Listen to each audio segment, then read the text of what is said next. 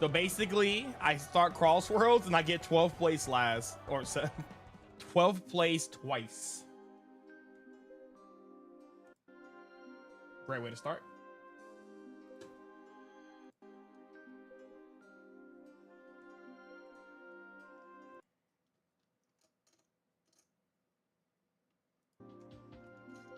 You know what? That's true, the Phantom Luma. It is better. You're right.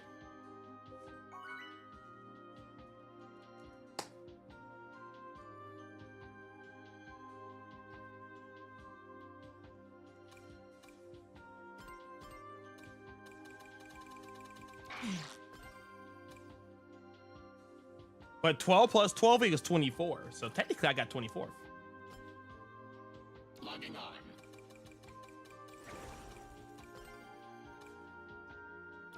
I get this guy I like. His build is crazy. Ring Mercy? Yo, all right. Logging on. Let's go. Let's go. Is that Pac-Man name Haktua? Did I just see that right? I like his car. I don't even know what car it is. It looks like an acceleration car. Either that or it's a speed card. You need to change your build. You tried double ring engine online, but you can't get another ring. So yeah, double ring engine is by far the best way to play. But I'm just using hyper ring. I think hyper ring is good enough. But what I use during the tournament, instead of using like the 130 ring cap, I use, I think it was like what, level 3 charge. This man has monster truck starter. All right, bruh. He tried it. Oh, Caesar, is that you? What's up, Caesar?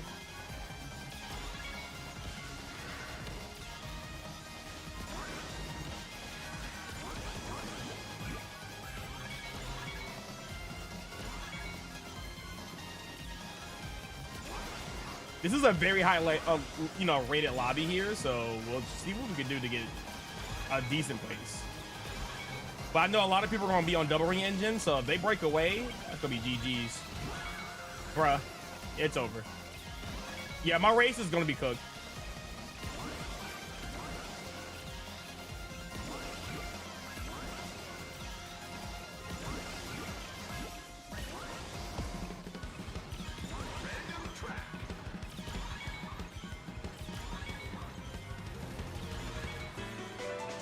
Oh, okay.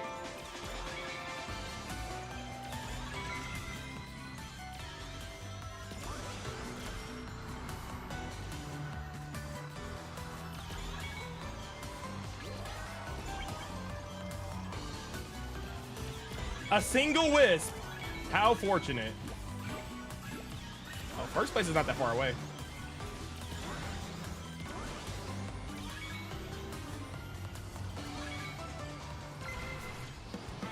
Holy lag.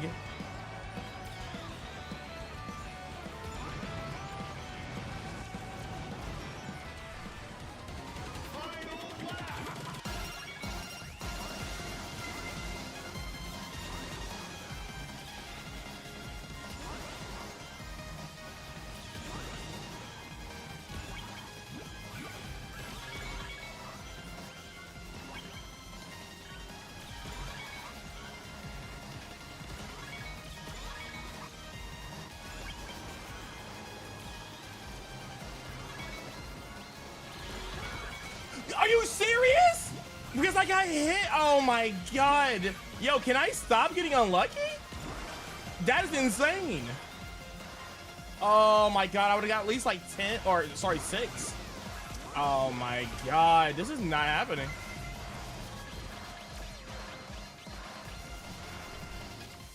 Bruh. That was insane. I got hit, so I couldn't use my laser, and I had slime for it. I'll take... Okay. All right, that Pac-Man deserves last. I'm getting skill issued out here, but that's okay.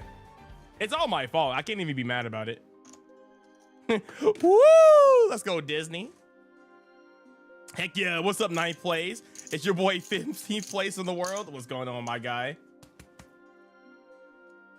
How you do it out here, bro? How come I'm not on YouTube today?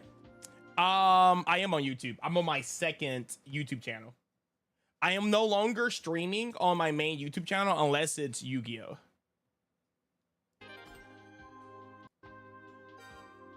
So I'm on my secondary channel. But no, that was kind of my fault. I could have used it early, but I was trying to get the extension in the water and get like 5th or 4th, but I didn't know the robotic arm was coming down to like crush me. So I mean, Farewell.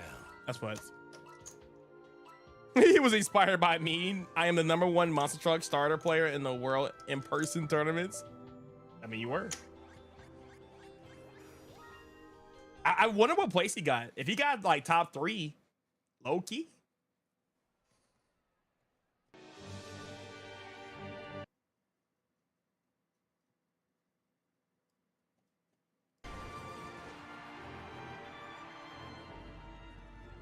Hold on, let me make sure I have this adjusted right.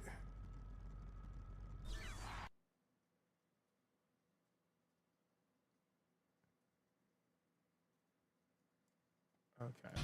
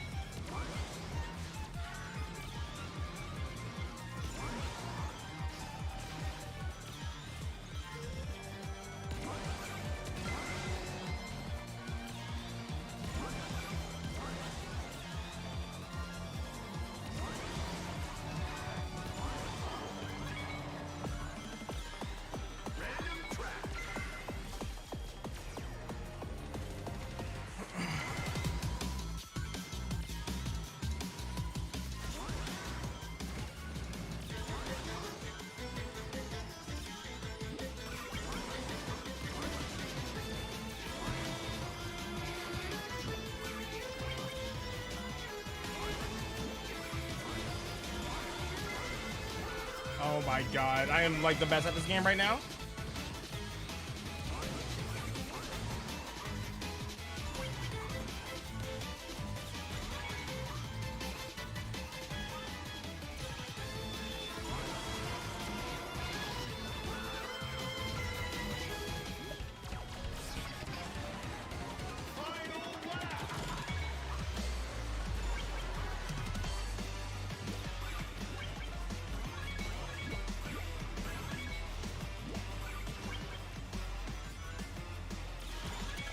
Oh man.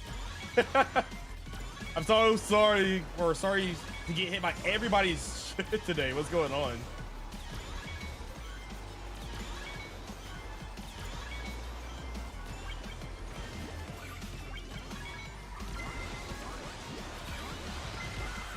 Bro, are you serious? Oh my god, the boom boom. Yeah, okay, man.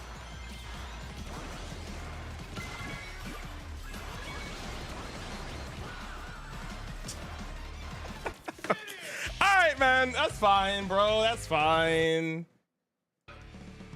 God dang it, man. We're in like hell right now. It's okay. We'll get our races back up. It's fine. Goodness gracious, man. You wish you knew that yesterday? You're not even. Oh, it's okay. It's okay. It's okay. I'm trying to boost the morale on my secondary channel because I want that to be like more video game, more Nintendo based focused. So I'm trying to promote that with my streams. But it's my main channel is going to be nothing but Yu-Gi-Oh! Yu-Gi-Oh! Shorts, Yu-Gi-Oh! Streams, and just Yu-Gi-Oh! YouTube videos. That's it. So I'm just trying to push that like that.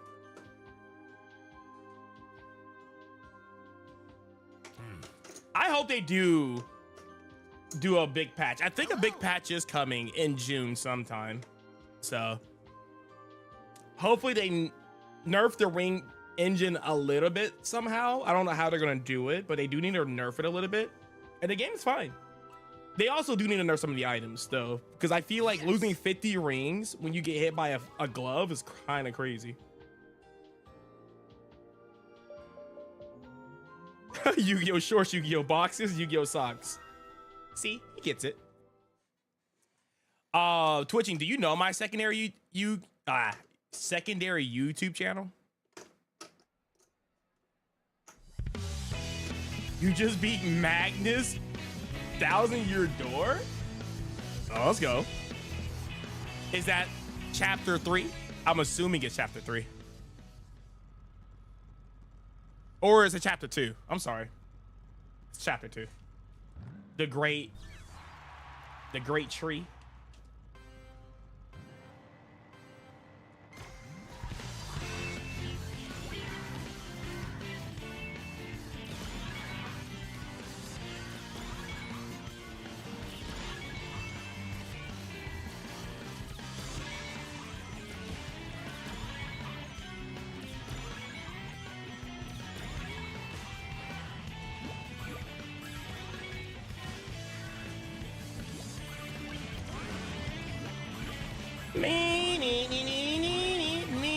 Come on, man. Why are we throwing a fist there?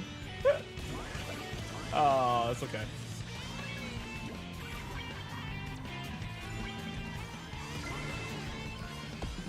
Ooh, nice item. Don't do it, Knuckles. I'm scared.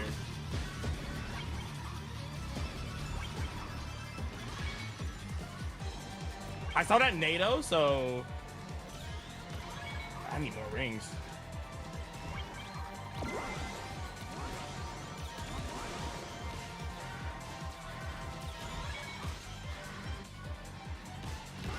Oh, why? People just throw their shit. I might have to burn this because I'm trying to pull something behind my slicer. It's not the best.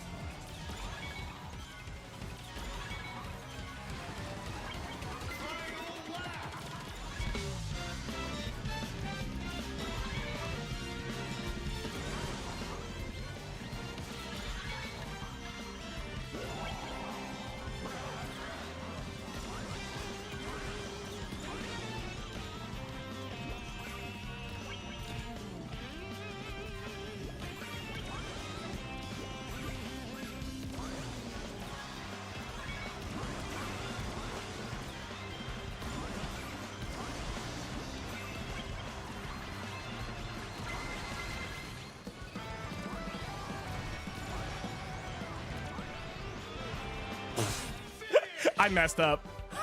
I messed up. I hit the wall.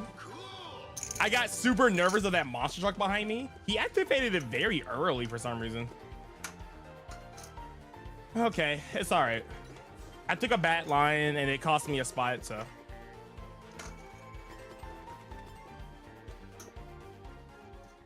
No breakaway. Yeah, stupid tree. Yeah, Pikmin. That's what I have to call that level. It's kind of like Pikmin.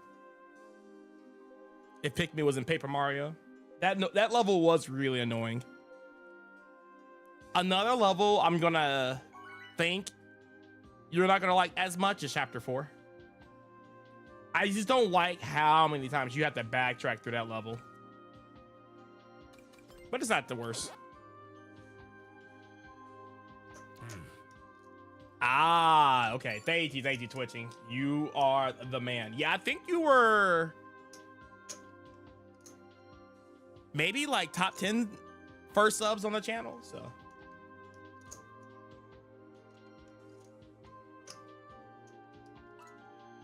Nice. It's very samey. Like, that's the biggest issue. I honestly think 1,000-Year Door is such a like well-made game, but instead of like all these like random backtracking, if they made the levels more like forward progressing instead of like go here, go back here, go back. A lot of the levels do that. Just take a picture in your mind on how many times you have to go back and forth. There's a lot.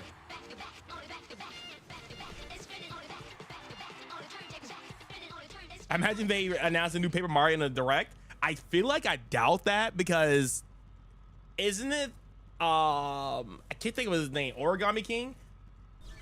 I don't know. I can't see it right now because Origami King is not like new or anything, but I can't see it coming out this soon. Or maybe they'll talk about it, who knows? Anything can happen at Nintendo's direct.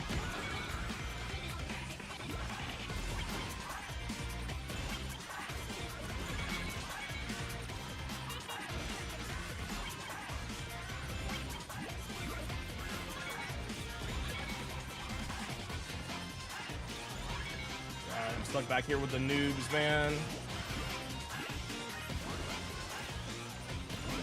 What's he gonna do with that bomb?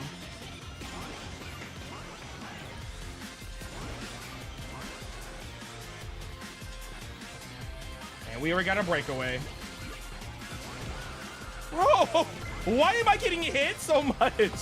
What is going on? And it is not even like a bomb. It's always like a fist. Oh my God.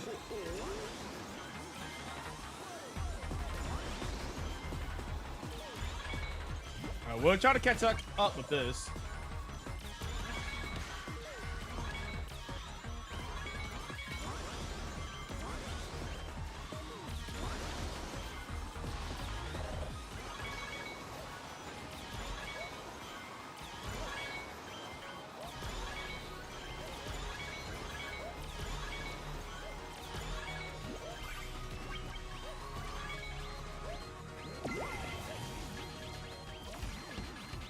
That was a strong ass laser.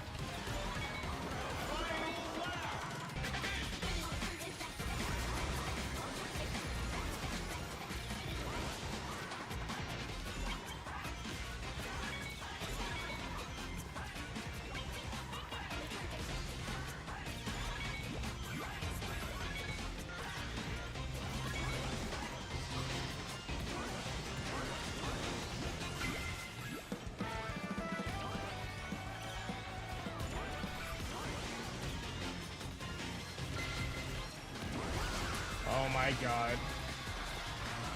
Thank you for throwing that random slicer. Bro, are you I'm so mad. Oh my God. It's over. Bro, man. Like, what's wrong with you guys? Why do you guys keep throwing your items at me? Oh, Lord Jesus, man. That was a free first place if I didn't get hit with that slicer. Oh, okay, we're struggling here, man. I gotta break away. I have to break away from these idiots, but every time I start the race, I get hit in the first 15 seconds and I'm trying to catch up the entire time. We would have had first, but the guy threw his slicer because he had to, and then, you know, whatever.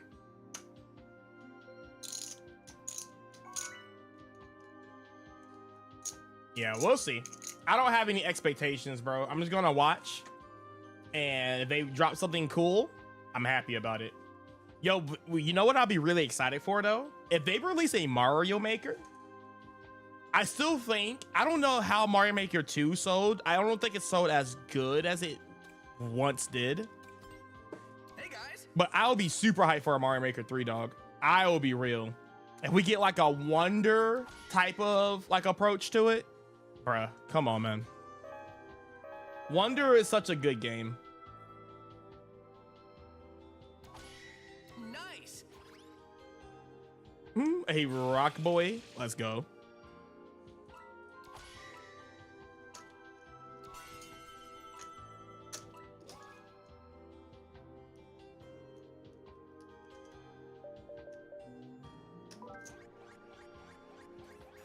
Yo, dude, farming simulators, you know, that's gonna be peak. Farming simulators. I mean, how many more farming simulators can they produce, bro? I mean, is that Pokemon game where you're playing as Ditto? Is that not enough? Is that game even doing well? Oh, Tomodachi Life. I know Tomodachi Life is doing really well. I don't know as far as how like the sales and stuff go, but I know everybody that has played it loved the game.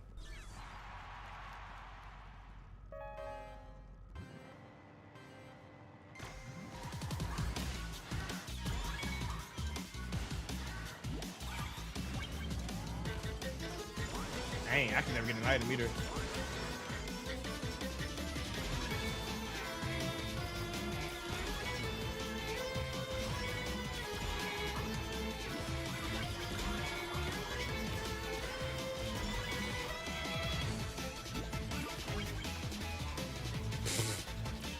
Nice. Bruh, what are you doing? Alright. I kind of made some sloppy lines here, but we could definitely try to catch back up here.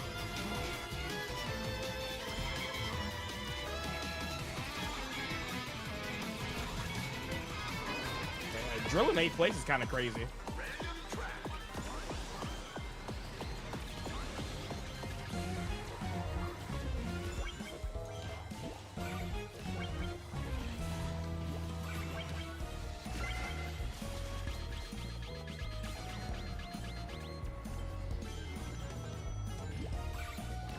We're not catching up to them.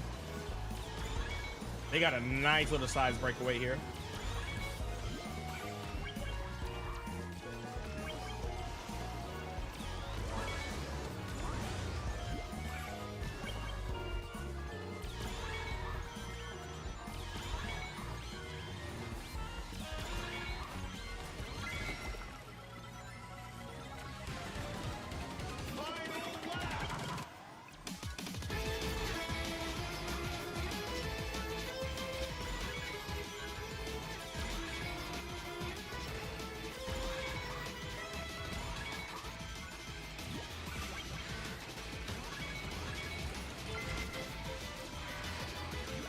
Oh, I went too far. Oh, we're good.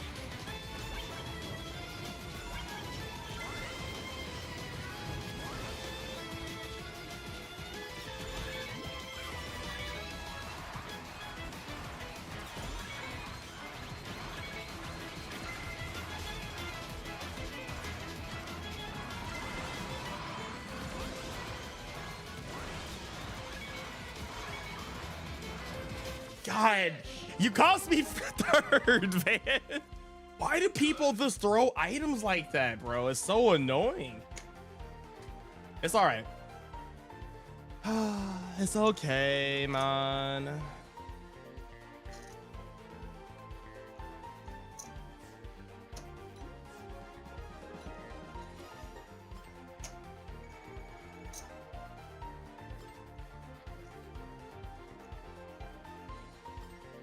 Yeah, I feel like I haven't really bought a game in a while, dog. Like I said, I was gonna, I said I was going to buy, you know, Galaxy 1 and 2 again. I haven't done it, but you know those games are not dropping in price. I want them to drop in price, but they're not going to. So, but I'll buy them whenever I play them. Then on top of that, I haven't bought Metroid, thank God. I don't think Metroid was probably like a great game for me to play. And I said I was gonna do like a little mini Metroid marathon. Hello. Nah, I'm good on that. Hey guys.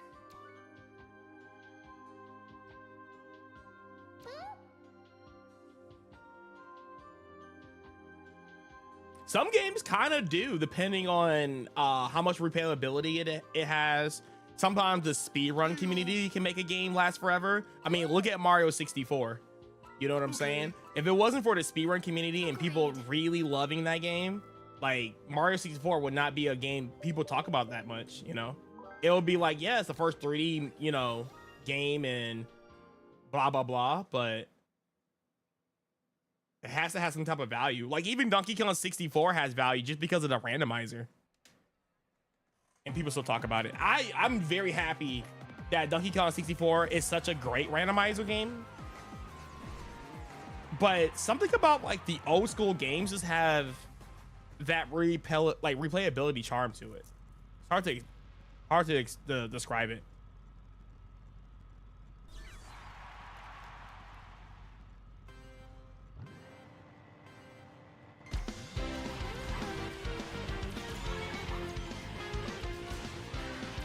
I still gotta finish Silk Song. Okay, I guess we're going this way. That's another game I need to finish. I have such a big backlog. Oh, also, there's a new Spyro game coming out. I'm excited for that. I don't know if anybody cares about Spyro. I don't know what I got hit by or why.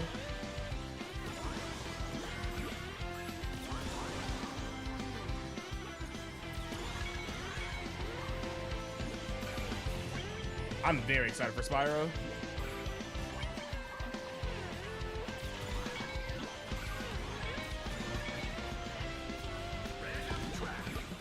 Damn, there's 2 drills behind me. That's crazy. Is that a drill?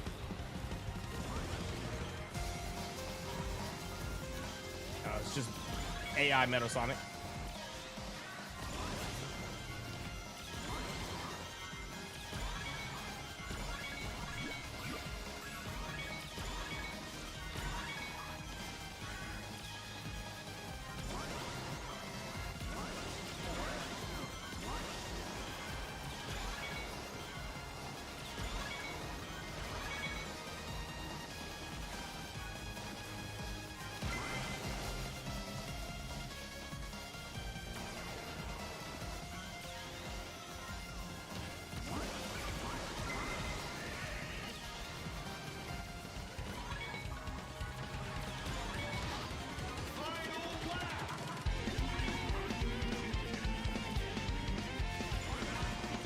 Oh my god, I got nervous.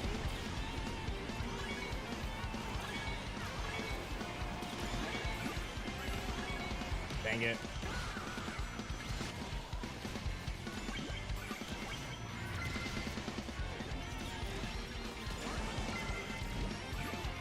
Laser?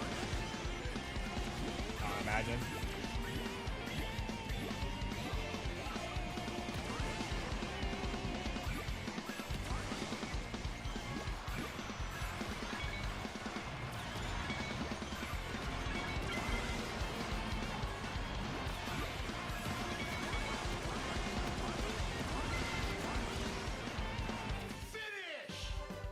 Oh well, we'll take it, man.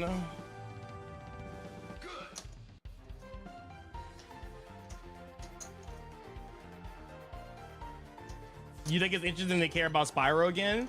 Yeah, we need that Spyro love, dog. I freaking love that game. I hope they do it justice. I hope it does.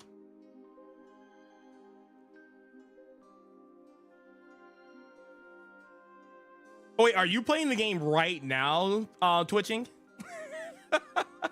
Yeah, bro, when I was playing that game as a kid, I always thought tech was like a creep, man.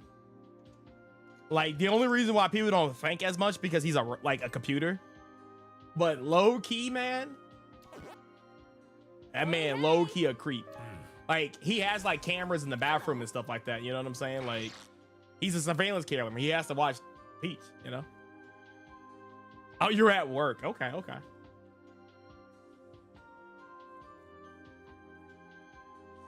Nice.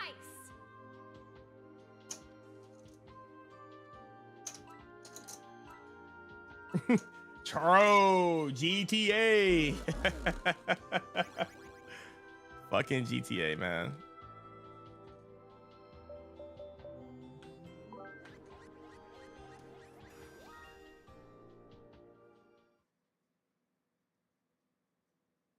All right, we need to get a first place, man.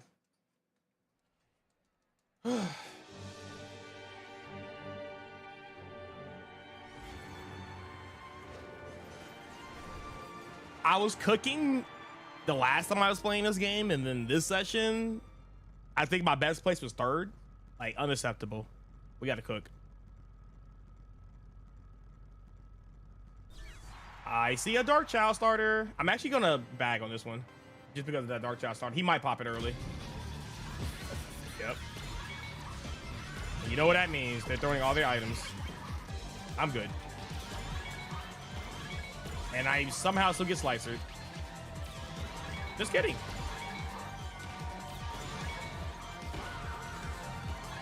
Interesting.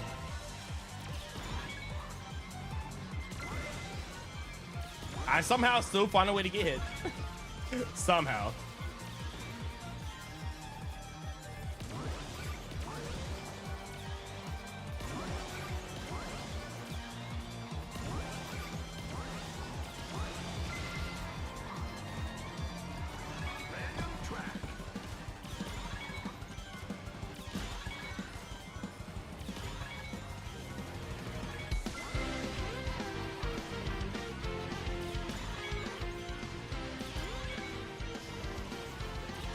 Dude, I can never catch up to people because everybody wants to throw their items at the worst persons, man.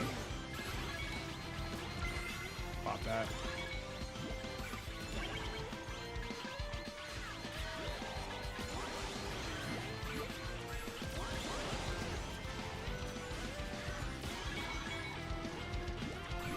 Okay, I'll take it.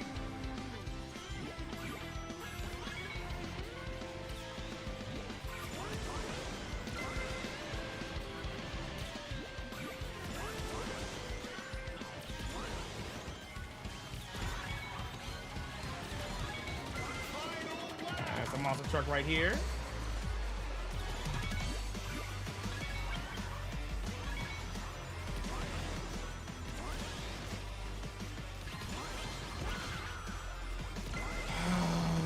Why?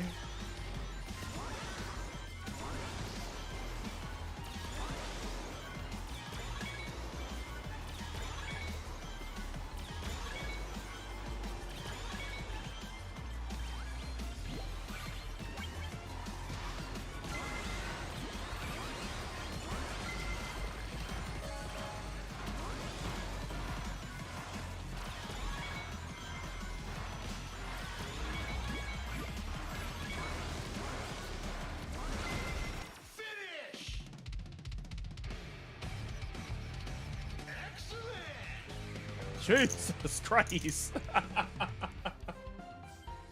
Yo, the Nice got knife? Wasn't he in like third place of a monster truck? How did you throw that? We'll take that. Let's go, man. Let's go. When Boost only has 2 characters to choose from, yeah. I mean, we can speculate that Aang could be a Boost character. But yeah, I don't know why there's only 2 Boost characters. I mean, like low-key Metal Sonic could have been a Boost character. I don't know what their plan is with that, like that type. But yeah. Hey, hey. They definitely need to add more characters. Nice. You are a weird computer. It just cracks you up. Yeah, she kind of spitting facts though. Yep, Miku and Whisper. It's only 2. Come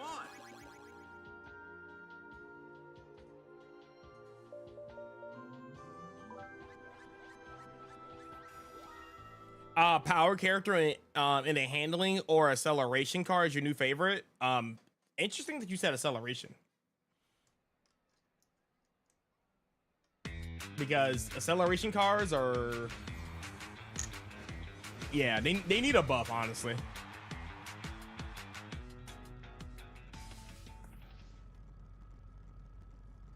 They definitely need a buff.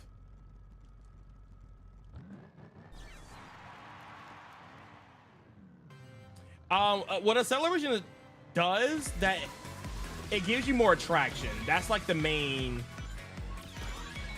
approach to it.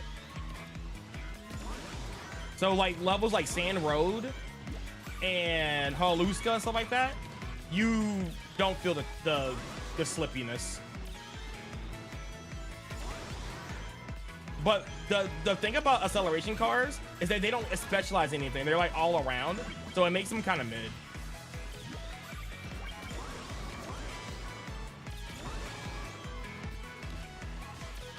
The good thing about handling cars is that whenever you're in the middle of a drift, you get a +1 in speed. So that's, you know, that's why you're gonna see me drift a lot. Bro, are you fucking serious, man? Magnet.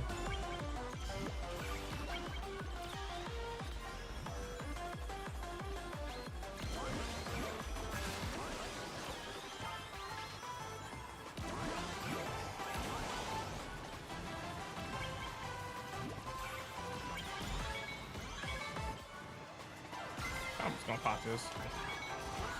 Bro, are you kidding me? Why pop that there? Okay, it looks like a monster truck.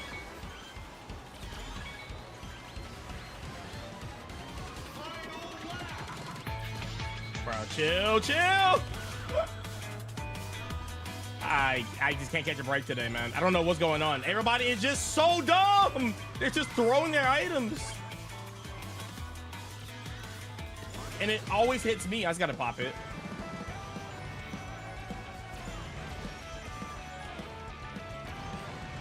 Like, look how far those guys are. Like, you guys are ass.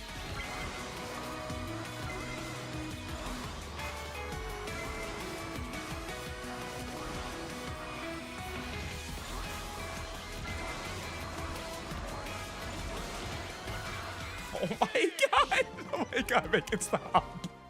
This is torment, man. Like, I want to front run with the good guys, but I can't because I'm so busy getting destroyed.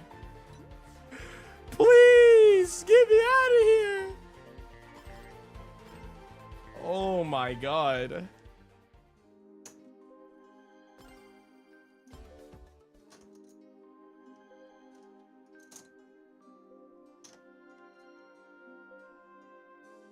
I mean, handling is good for handling, but handling, its biggest weakness is that it doesn't really have like, it's spongy, right? It's almost like boosts.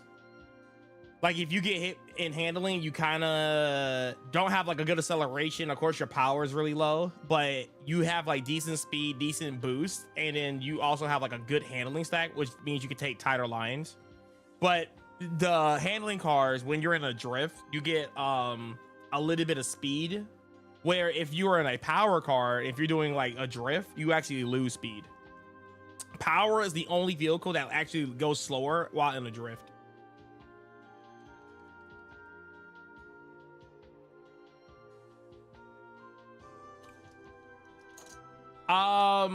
So what acceleration does is that it speeds you back up to your top speed quicker, but how power works is that you're able to, like, when you get hit, you get out of the hit stun quicker. That's what power means. So basically the way you get back into top speed is doing a level 1 charge. Like when you get hit, you do like a quick level 1 charge and you're back up to top speed. So that's why acceleration is not like the greatest in that regards.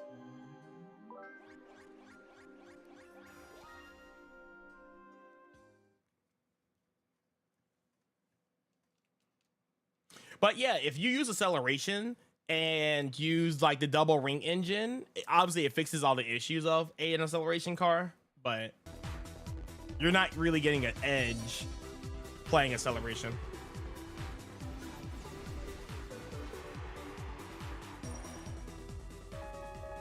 Even though I think acceleration cars have some of the best designs as far as like looks.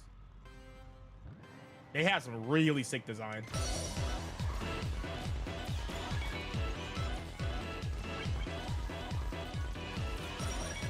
This is a good level for an acceleration car, by the way.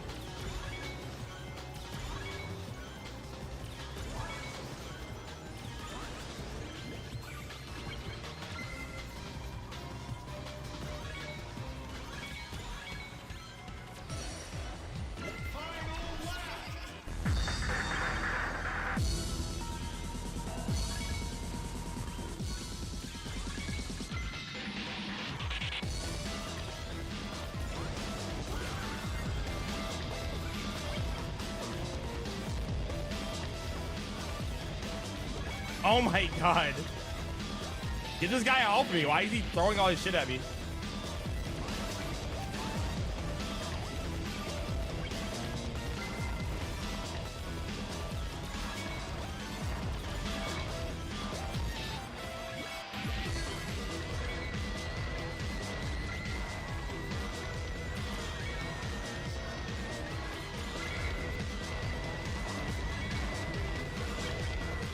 That was like the most deserved first I've ever had in my life. Holy shit, dude. That man literally griefed me the entire race. Just front run, man. Lord have mercy. That was a good race, though. That was good. That was good. We finally did a good front run. I'll take it.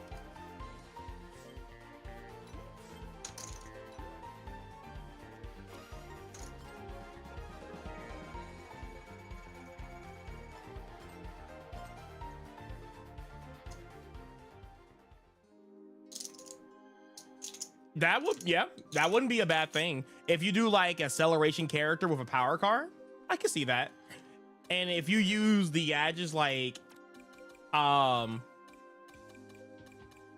the ACK, if you use ACK, that will be top tier. You should try it out. You should do like ACK plus double ring engine, or not double ring engine. You could do regular ring engine. I'm trying to think of what else would be really good with that. You can do slipstream bounty and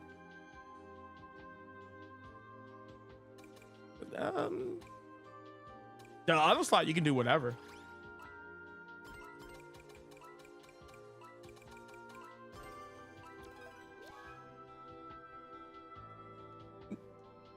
This game is funny. Yeah, Paper Mario got some top tier writing.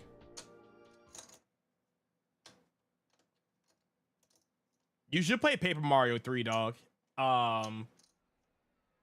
If you want some good dialogue, that game got some good dialogue.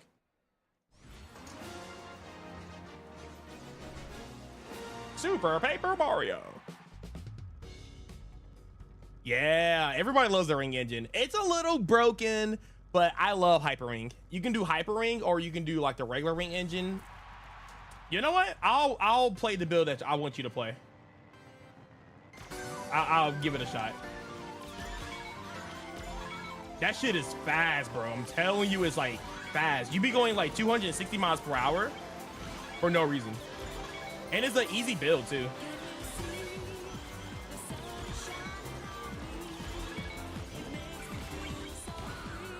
Okay.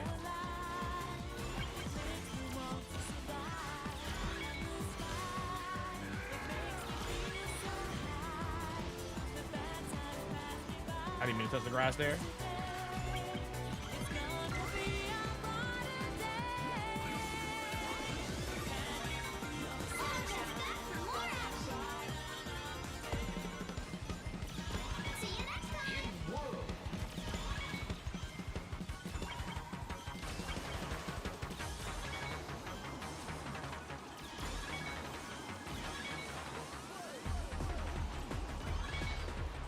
Could not get my level 3 there.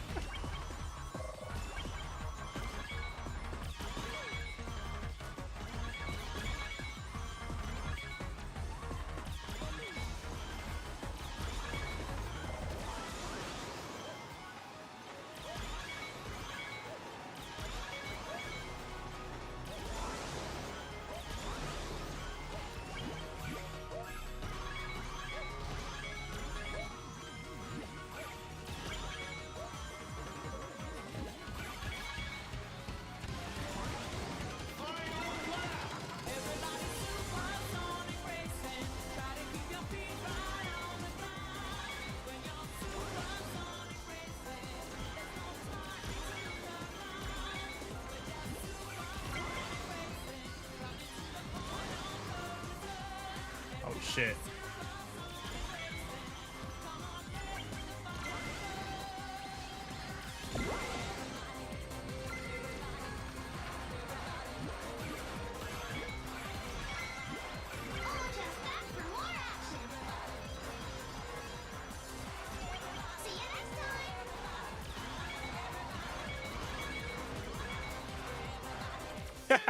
I like that vector. He didn't hit me because it wouldn't have mattered, but at least he was smart.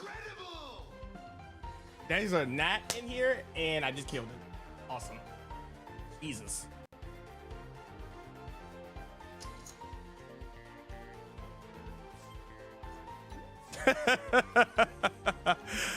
Lies.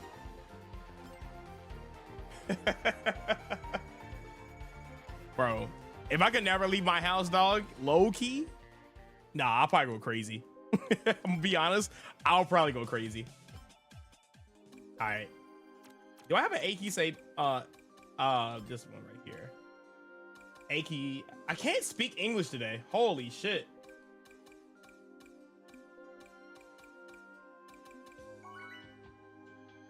Aki. Okay, I'm just gonna stop talking. Apparently talking is just not my strong suit today. But yeah, twitching, you should try this build out, man. This build is really strong. Yeah, all right, brother. I'll troll with it, but this shit's ass. Champion bounty and ring doubler. Yeah, all right. All right, let's try it. Boom. And this one could be...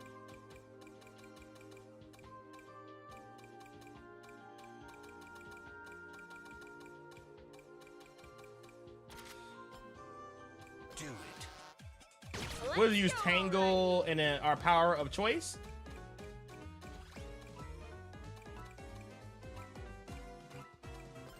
We'll use this. The Trail Runner is the best powered vehicle.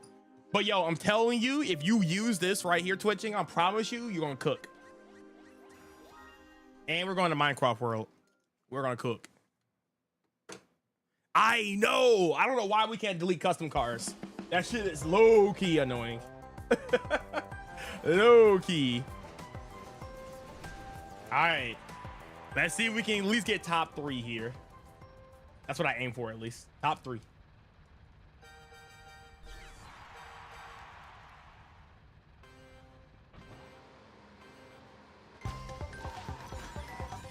So we won't be snaking and stuff because we don't need to. Oh, I forgot the handling is oof. The handling is definitely worse.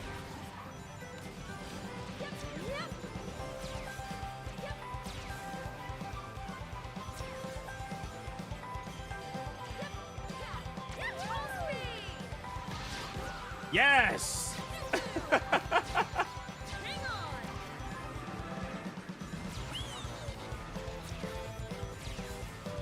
And as long as you stay in the slipstream, you're gaining infinite speed.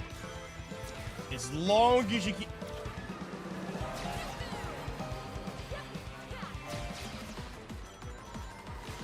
But as soon as people break away, it's hard for you to catch up. But as long as you stay in that slipstream, you're going fast as fuck. Here we go.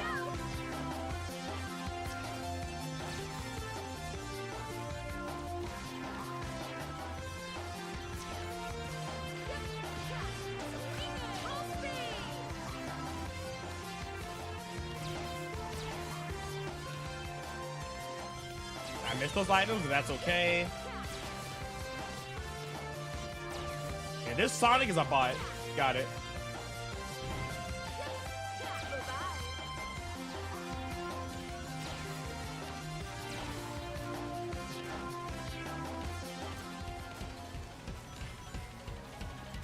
I don't have any rings.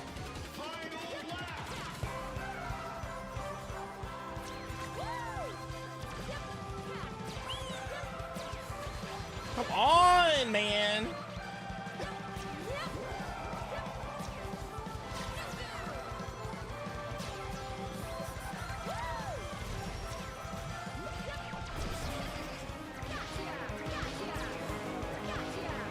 Gotcha.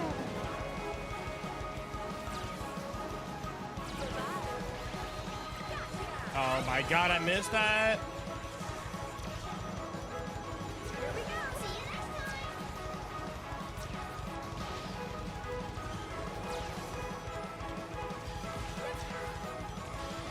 Bro, leave me alone. Yeah, it's all right, man. That's actually so shitty. Oh my god. Okay. That's a very unfortunate race. We're gonna run it back. Magnet allergy. I do be saying getting hit with magnets. The magnets this session wasn't that bad, but dude, I've been getting hit with like green punching gloves. Yo, he got first? Nah, I knew that Sonic was ass. How did he get first? Oh my god, you guys are so bad at this game. It's insane. Splash Hill Zone music? You don't like Splash Hill Zone? The level's peak.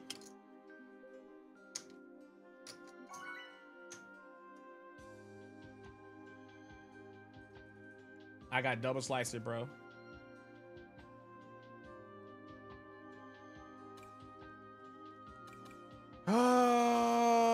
We'll go Warner Museum. I don't really like Warner Museum with the power build, but we'll see. We'll see. What's up, Chris, by the way?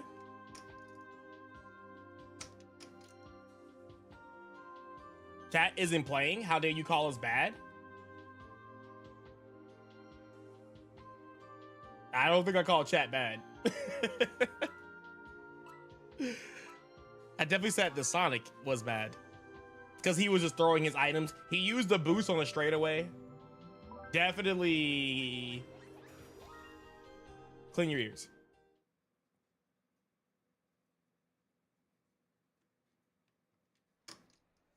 You despise Sonic 4? What does Sonic 4 have to do with the best song in that game? Splash Hill Zone is the only redeemable level in that game. Everything else, I don't remember. The music, I don't know. But Splash Hill Zone, that's one of my songs, bro. I love it. How do you rank up your partners? Shine sprites. Yep. I know you got a couple. So you know where Professor Frankly is? Merlin is like right beside him. Bruh, okay. You go hit him up. As long as you have 3 or more, you can upgrade your partners.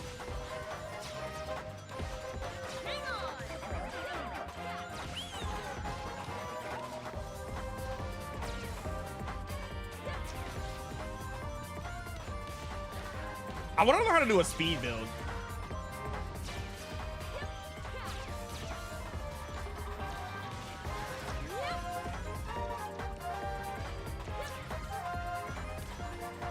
I feel like that would be kind of cool.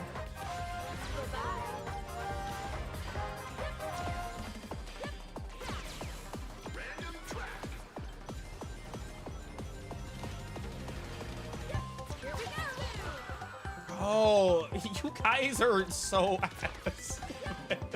I can't catch a break today. I don't know what's going on.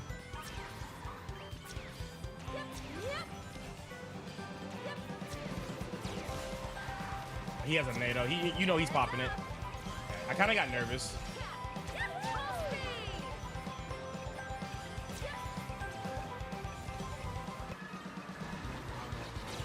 I don't trust people at this level with NATOs. They will just throw it out.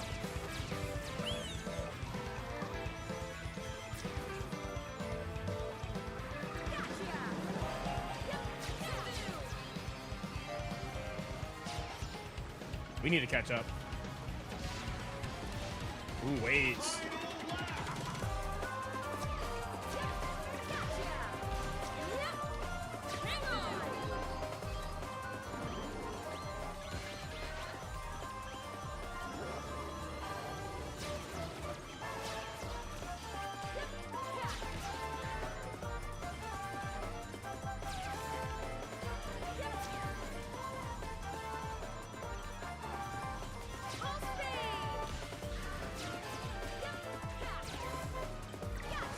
I did not mean to throw that forward.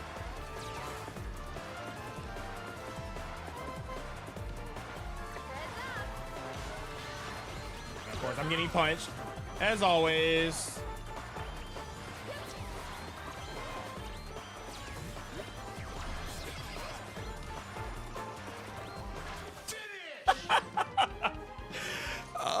man, this is such a bad session. I take that.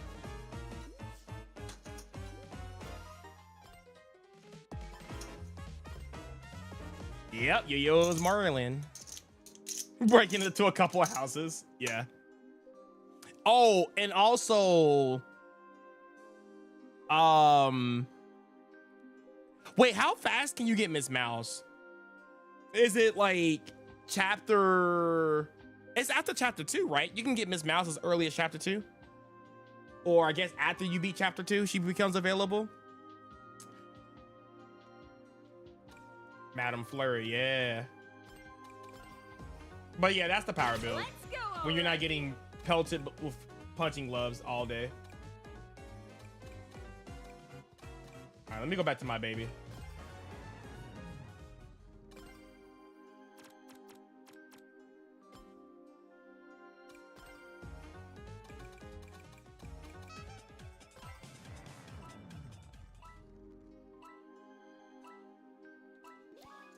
Yeah. I would have just like play it though, because I've never really played speed. I've only been a boost and handling type of player. Power is my third most used vehicle, but I definitely want to like learn some speed. So there'll be a session where I'm literally just playing nothing but speed and see if I can do well. Oh, also, if you want to like double upgrade your partners, I think you got to go back to Hooktail's castle. No, that's how you get Miss Mouse. I forget how you get your second upgrade. It's been a minute for me.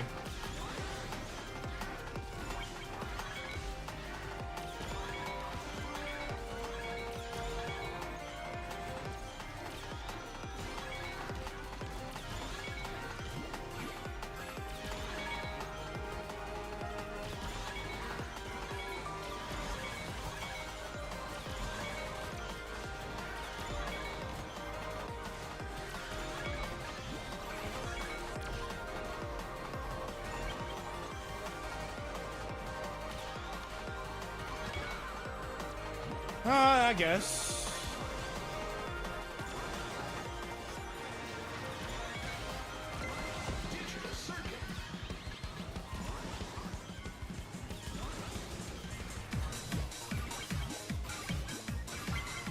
I didn't even throw that, I'm gonna be honest.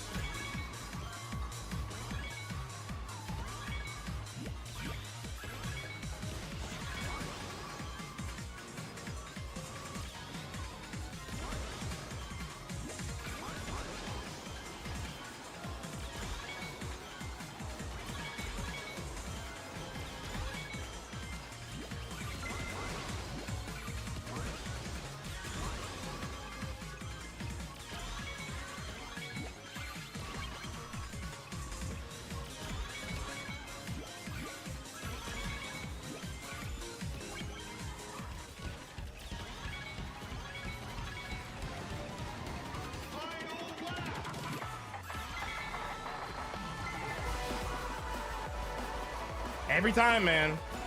Every time. Congratulations to the Jazz that's getting free first place, because everybody wants to throw their goddamn items.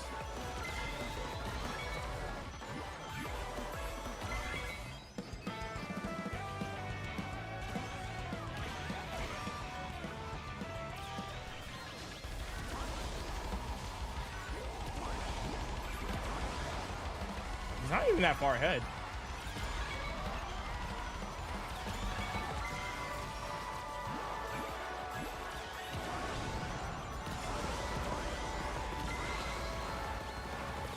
That's unfortunate. That's unfortunate. I did it too early. Dang. I'll take the 5th. Nice. I'll take 5th.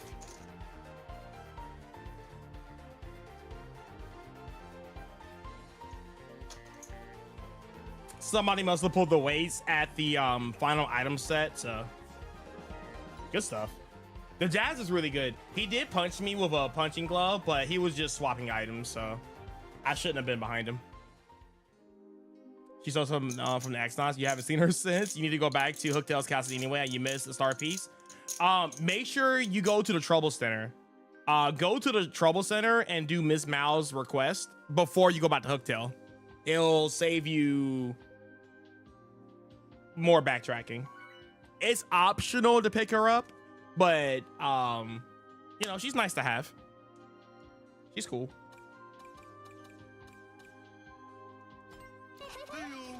Hey-oo.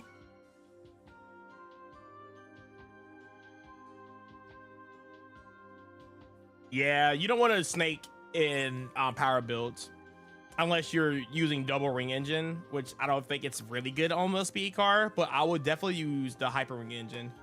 And then once you get enough like speed or enough rings, you can start drifting, I guess. Sure.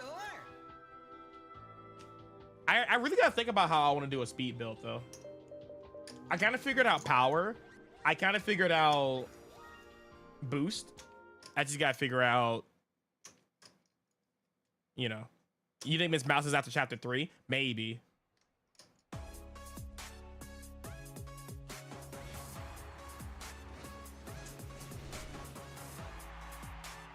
You know the Avatar track is about to be Yoshi's Valley of Crossworlds? Maybe. I feel like I'm not gonna like that track despite it being like really cool looking. I have a really bad feeling I'm not gonna like that track. But once people find out or figure out the best track or best way to go, that track is gonna be not good.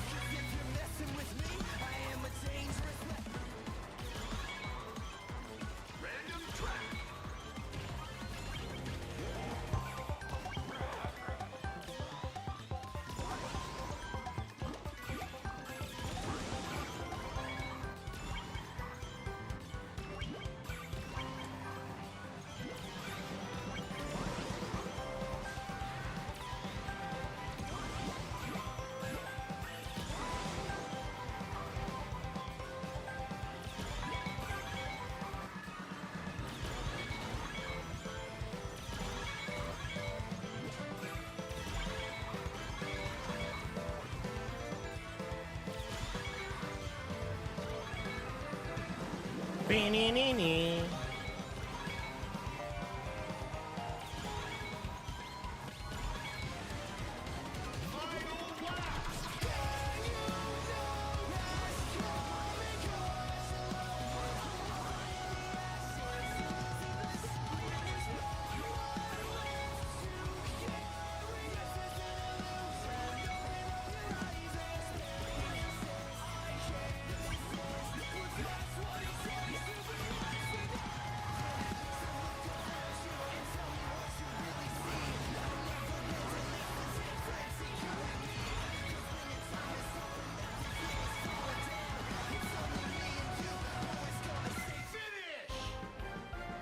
Nice. I feel sorry for the cat, but as soon as I saw that King Boom Boom, I'm like, yeah, I'm hitting the brakes. Ain't no way. I feel really bad because I know he's better than me. So, oh, Super Emerald's back too. He's really good too.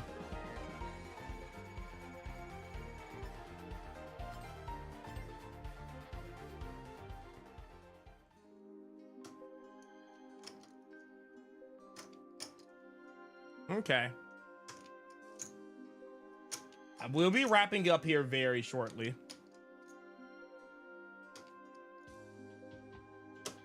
I'm gonna probably race up to like 9:45, maybe like 9:40, and then call it. Wait, what build did Defend Lumen wants me to do? What was it again?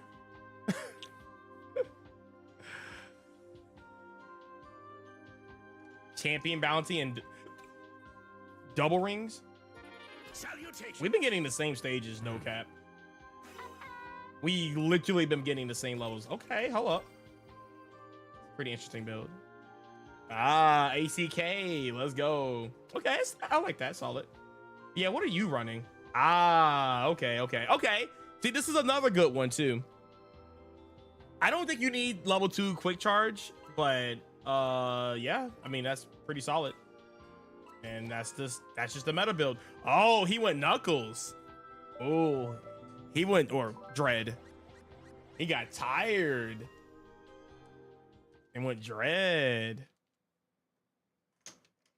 Yeah, it's just been a very unfortunate. I feel like we've been getting Minecraft.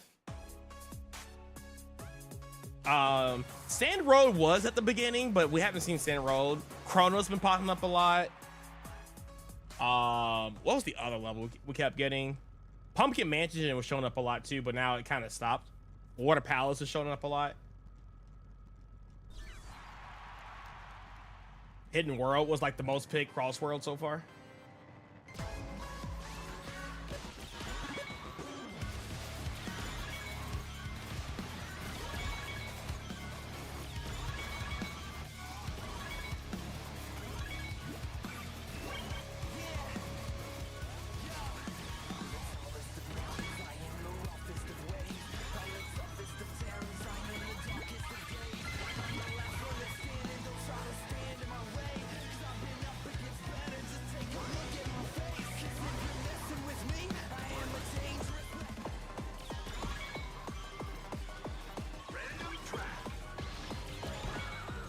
Bro, guys!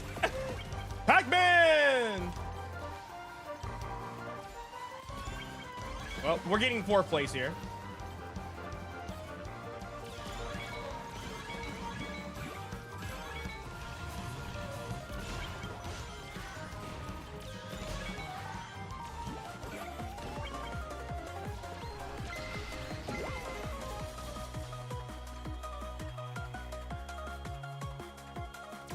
Jesus Christ.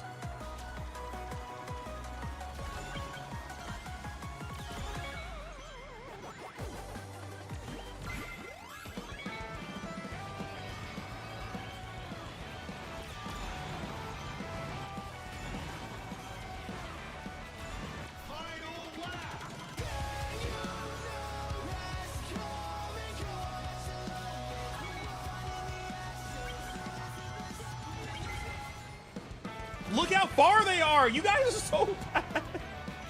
And y'all want to complain about like double ring engine being broken? I just can't stand players. Like, they complain about things, but yet they play into the strips of the vehicles.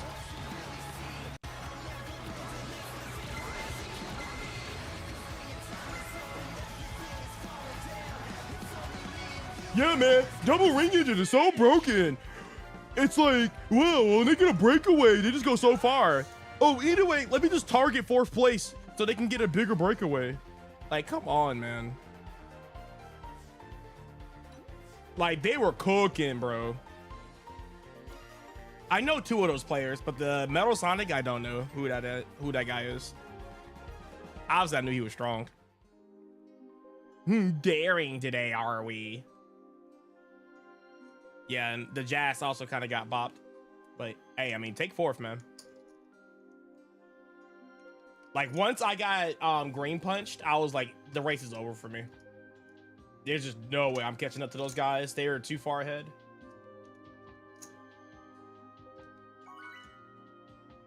Maybe they tried bagging and flopped a bit. Yeah, I'm going to be real with you, dog. Bagging in this economy is kind of interesting. Salutations. Okay, all 3 new tracks here. All 3 new tracks. We haven't played Wily Castle, which is starting to grow on me a little bit.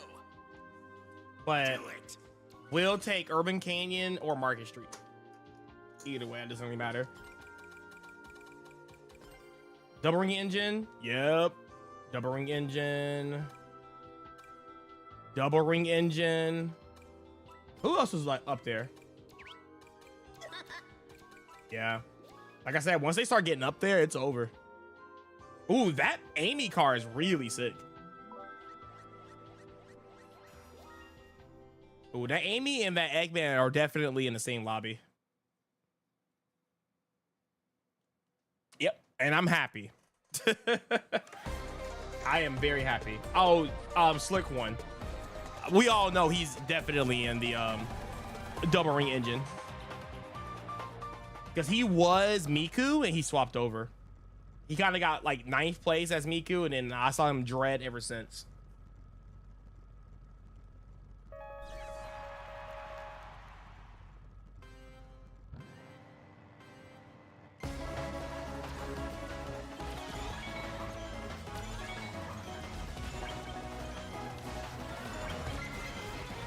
Oh, I didn't even see that shit.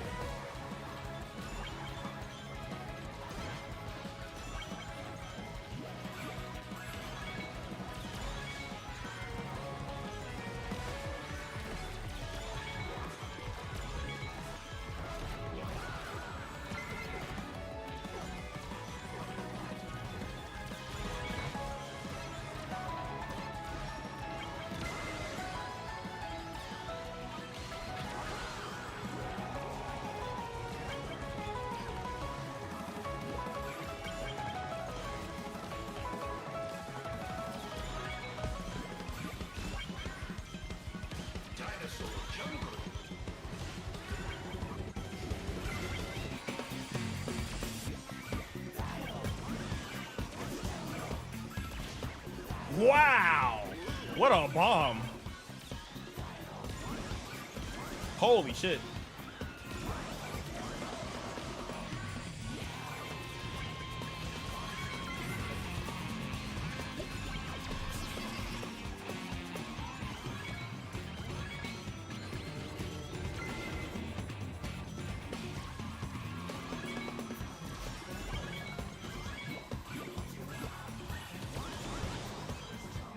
Ooh, bad line. Okay, that was like the worst laser of all time. I should have went a little bit deeper into that shortcut. Ooh, okay, we're in a really weird spot here.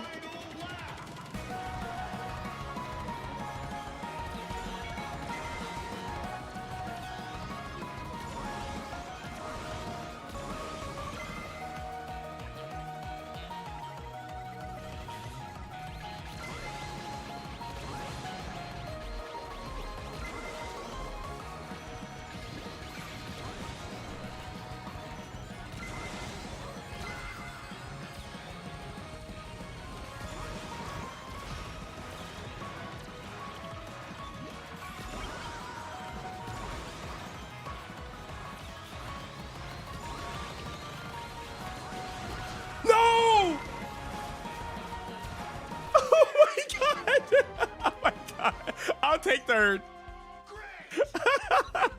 I'm scared. I'll take third, man.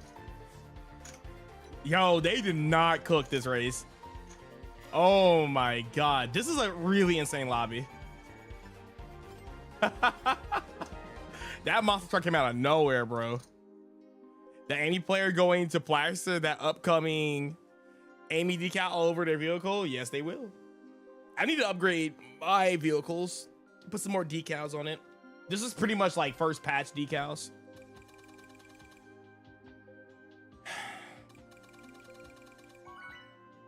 But yeah, I'll take third.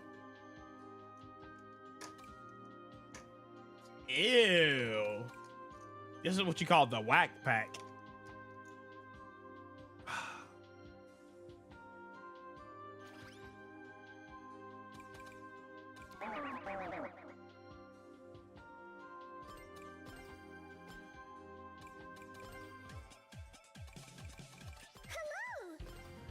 Hello.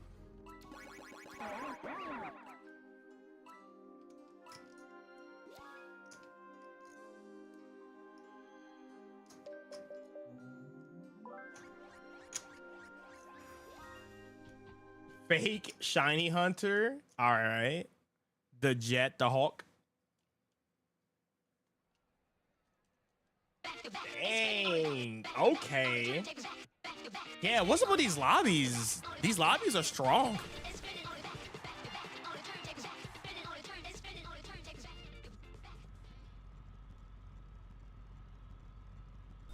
Oh, you're there.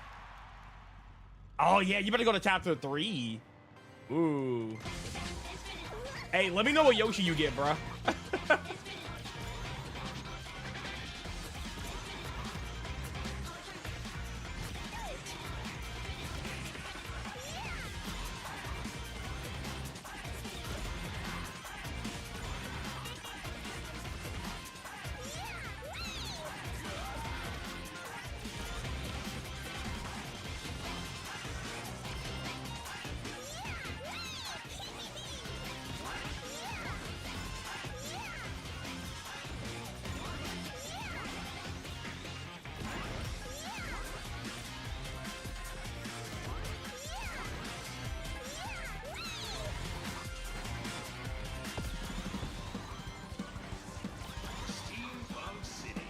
Early weights.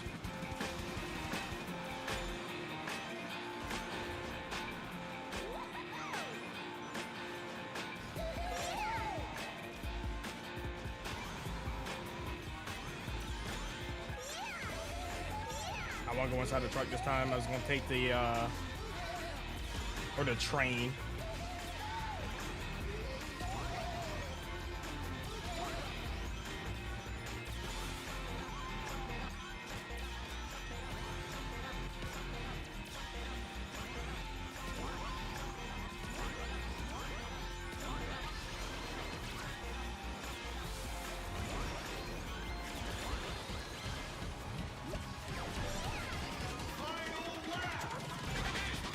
Holy broken.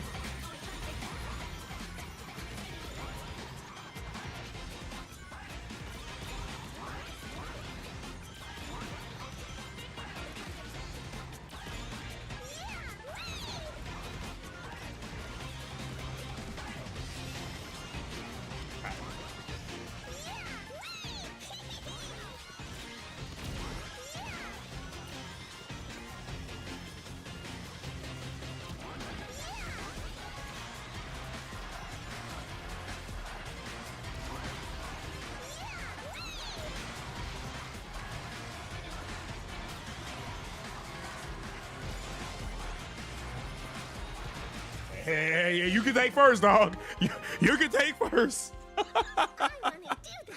You can hold first, man.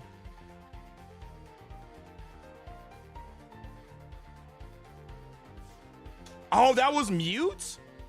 Oh my god. Let's go, mute. Sorry they didn't do well. I was low-key trying to cheese him with the with the NATO and then like back him if he throws the green fist forward, especially since he already used one. I was guaranteed to like block one and make it over the line before, you know.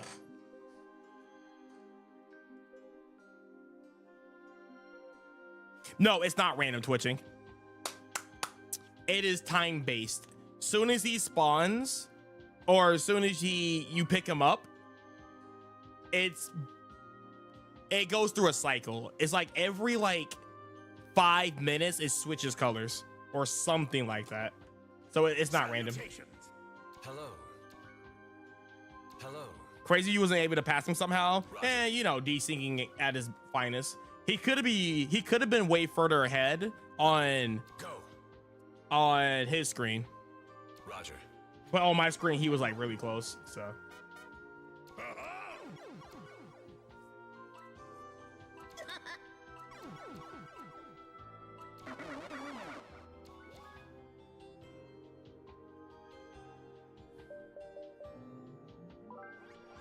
hey, the Amy's back. I do like her vehicle though. It's so good. It's actually really nice.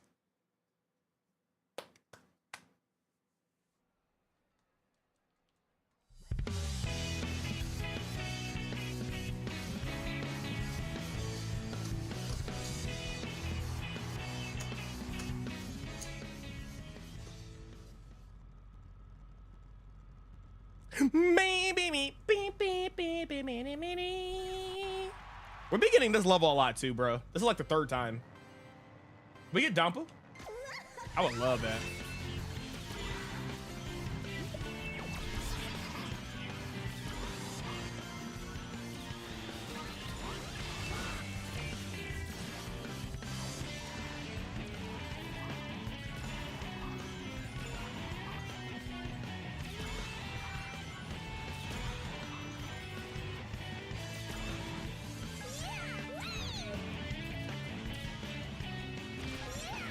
Crap, I was trying to get another item there. That could have been laser, low key.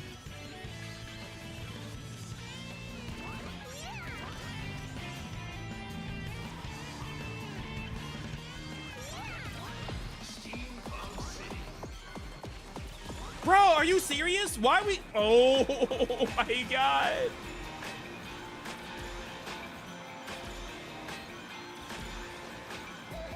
The classic. I'm still getting slicer in like 10.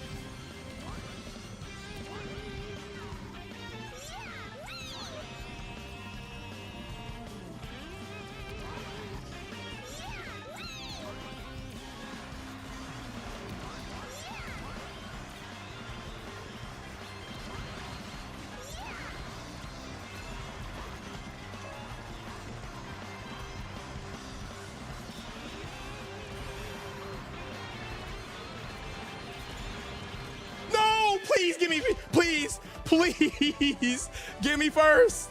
Please. I don't deserve second. Come on. I'm on my knees. Yes.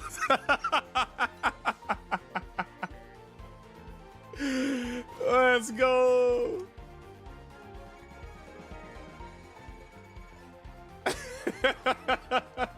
Let's go.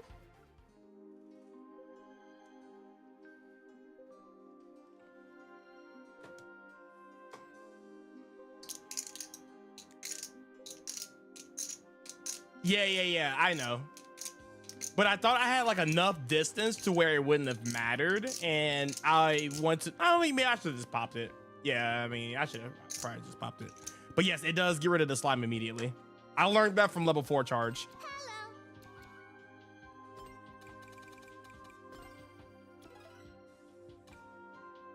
This guy, look at this guy's build, bro.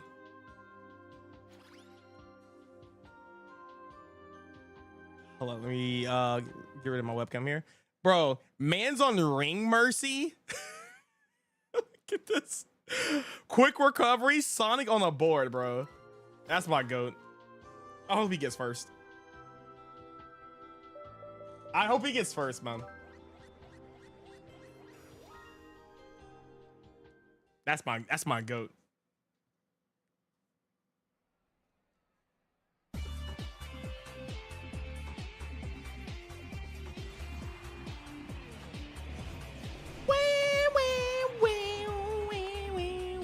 All right, I'm not getting hit as much as the other races. So like the first like 10 races, I was getting slapped up. Now we're kind of cooking a little bit, but that's good.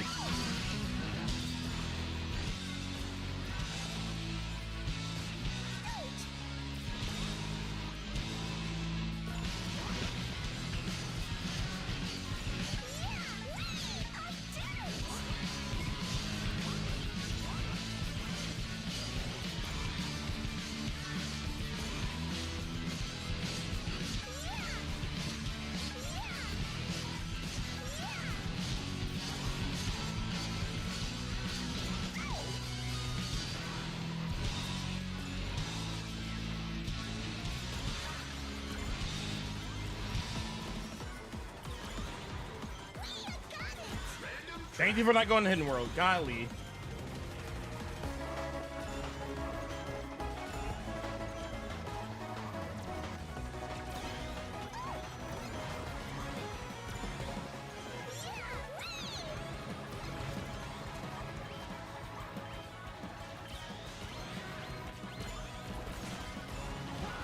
that sucks.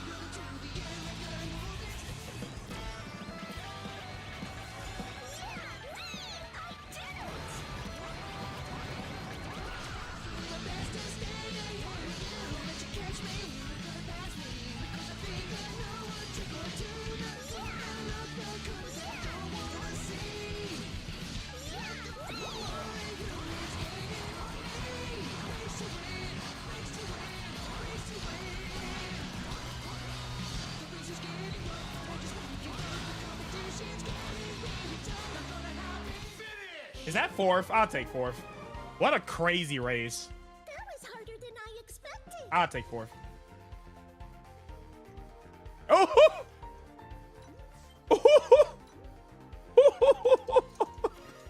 Okay. All right, Sega, man. I know I can count, dog. That was literally 3 people in front of me.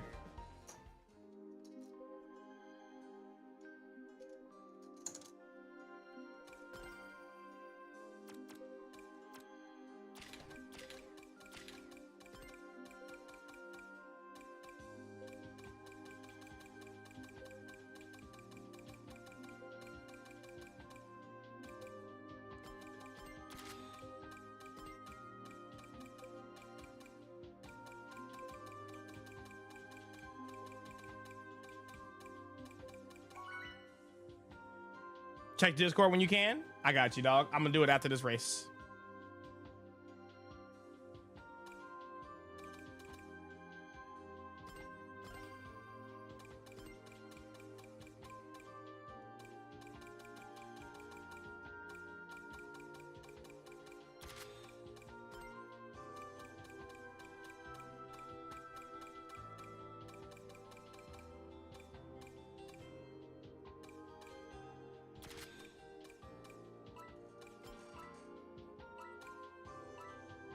Let's go.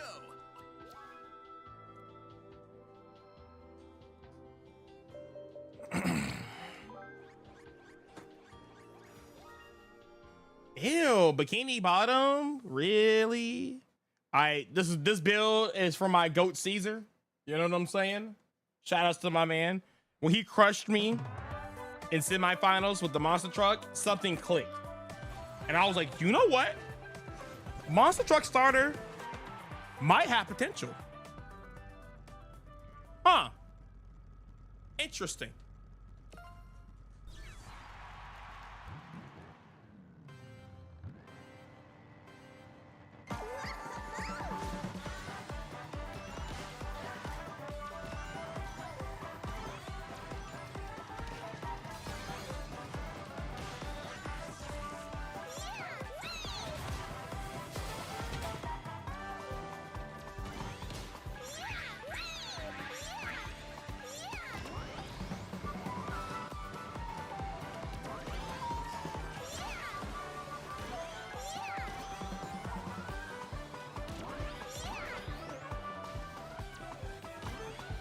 Don't piss me off. I'll use it. I ain't scared to.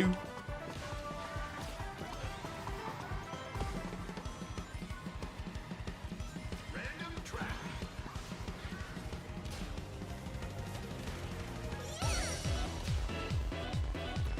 I have no rings.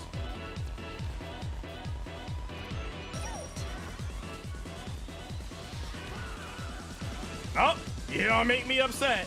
I'm gonna use it.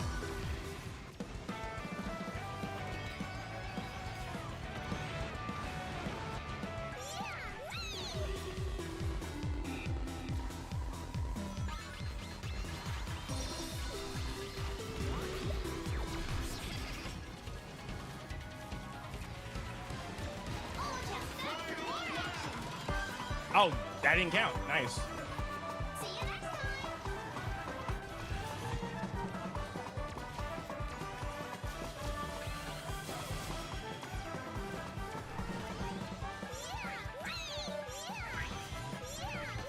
Bruh.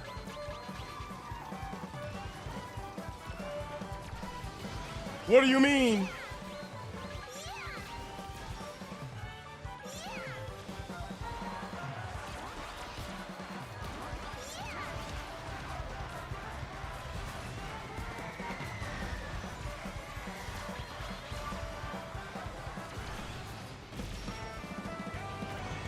Ooh, you guys are lucky. Ooh, you guys are lucky. Ooh, you guys are lucky. That Ooh. was harder than I expected.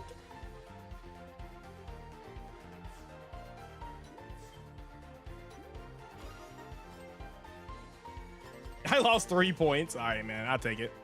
All right, let's check out that Discord real quick.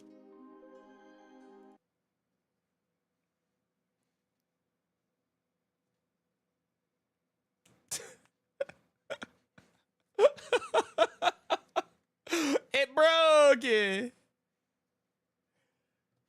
Crazy I'm that high up with that shit build, bruh. Do you not see who I'm racing against? All these players are us. All right, let me see this.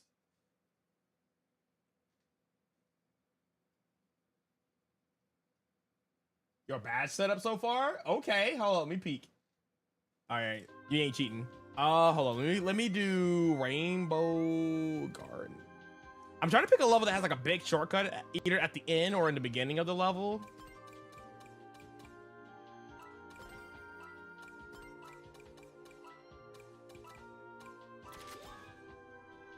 All right, I hate Dark Omo Chow. I honestly hate that item. That item is so shit.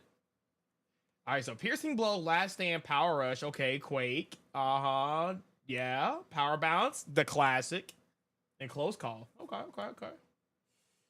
Yeah, good. Okay. Dude, you're gonna make me want to play 1,000 Year Door. I will be doing 1,000 Year Door as a randomizer. Dude, I kind of want to play it, bro. Yeah. I'm not very lucky when it comes to that item.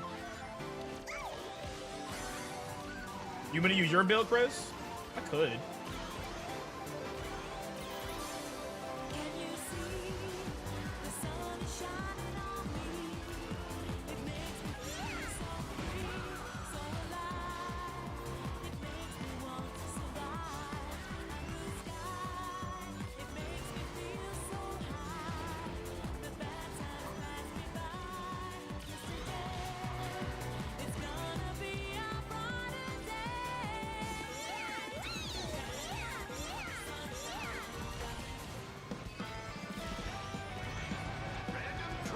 Monster Truck Sunday!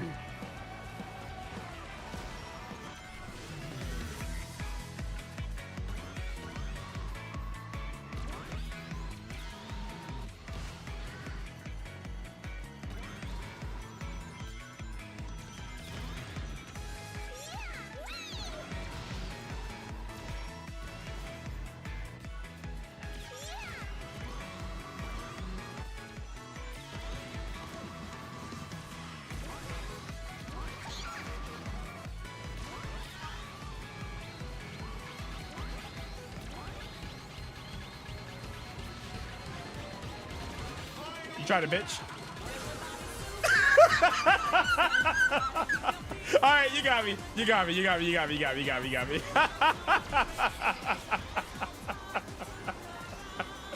All right, we gotta go. The fuck is this King Boo gonna do in my back pocket?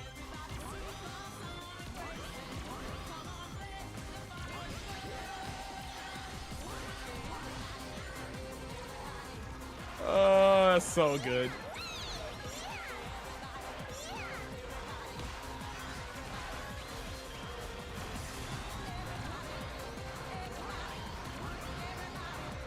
Okay, all right.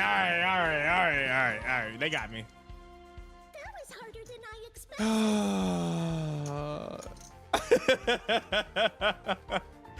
I was not expecting that. Yo, dude, I keep getting 7 with this build. Yo, Sneaky! I didn't know Sneaky was in my room. I should give him a like.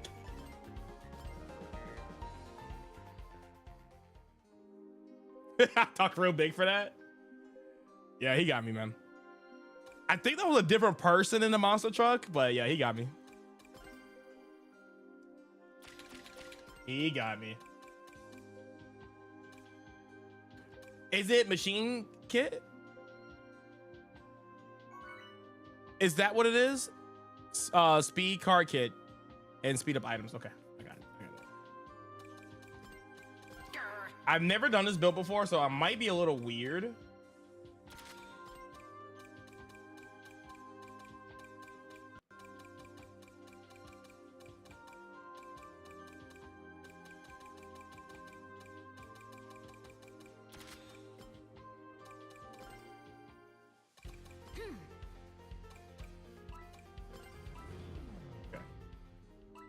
It's basic as fuck, but it's okay. Oh, I'm glad Sneaky's back on Tails. Let's go.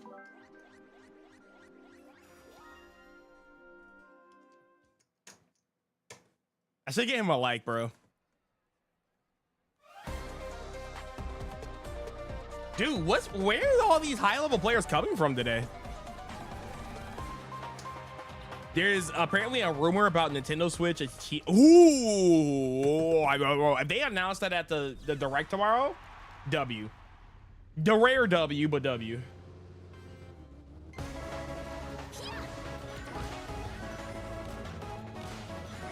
Oh, I didn't get a cannon.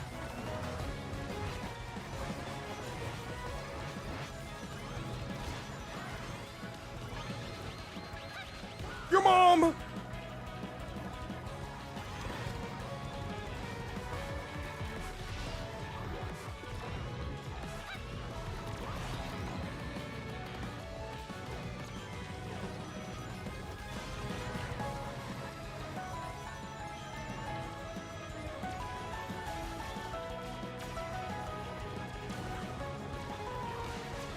Bro, how is Sneaky already breaking away already?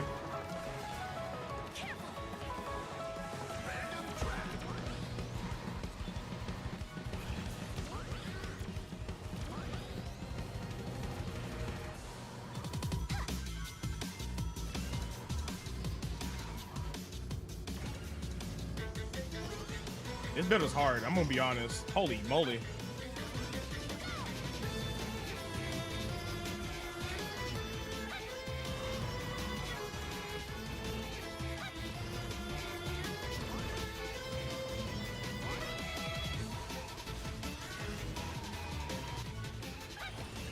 I feel so heavy.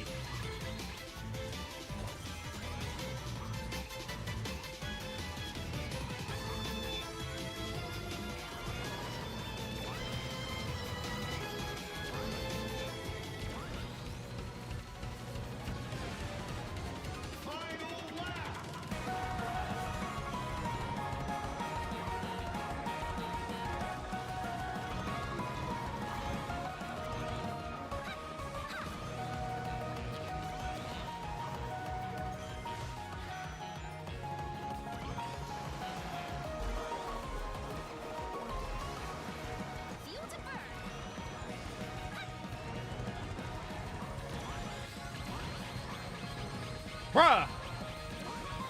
That was so scary. What the heck? That sucks.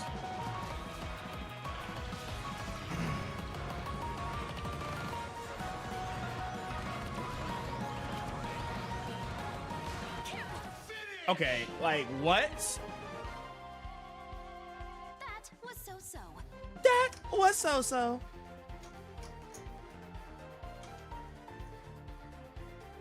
Yeah, Chris, I don't know how you play with this vehicle, dog. This is weird. But to be fair, I had like broken freaking players in my lobby. So like, yeah, I'm gonna get gapped, but like, hey, we got 3 points. Let's go. Switch got data minded. Ooh, okay, you DM me the post. boost for way longer than you usually do. Where are the menus at or the themes? We ain't getting themes, dog. Nintendo hate us. They don't want us to customize nothing.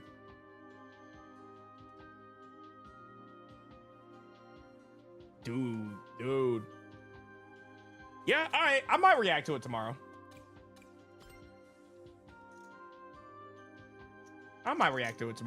Get up at 8:30. Go live. See the Nintendo Direct. And call it a day. I'm down for 2 more races, and I'm gonna call it. Yo, what's up, Cam?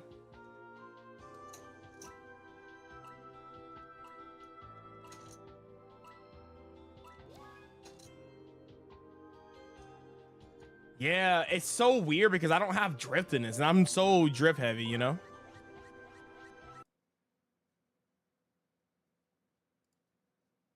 Oh, that looks so crazy. Oh, that actually looks so good. Dog, if they do this, I fucking hate Nintendo, man.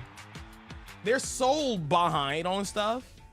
And then they become like the goats when they finally do something basic. I freaking hate them. God, I love it.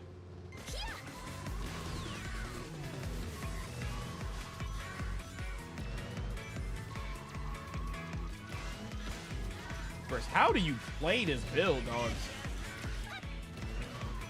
You do go faster.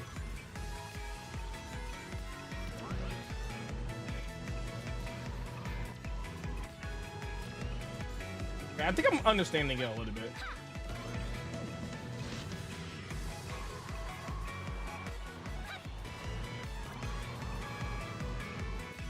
I just need to get some rings.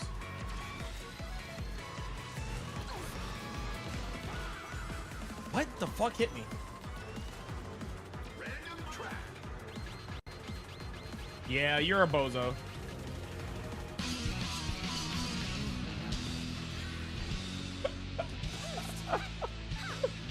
Alright, we can still do well. Like, first place is still, like, right there.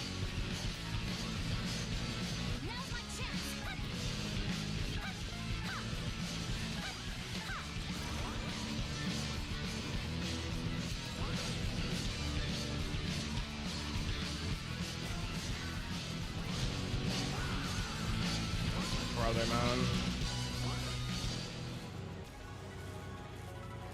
Dang, she got monster truck up here? Okay.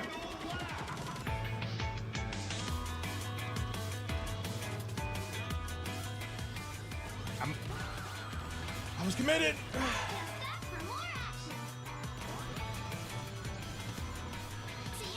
Okay, man. Yep.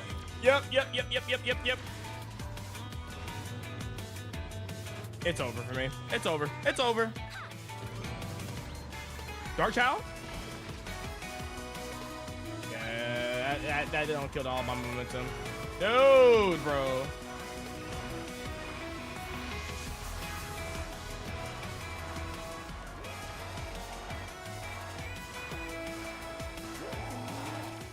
Okay, was that 8th?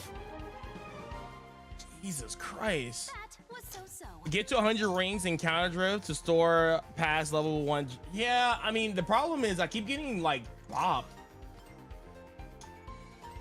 Okay, hold up. Let me get back in this. I'm gonna have to put this to the side for right now, Chris. Hello. These idiots are bopping me right now, and we need to cook. I go Harley.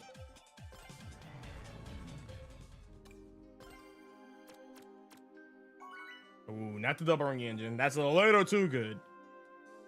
That's a little too strong. Ooh, Dumpa.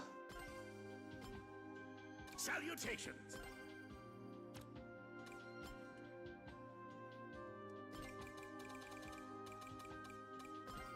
Sonic Gaming. Is this the Sonic Gamer guy?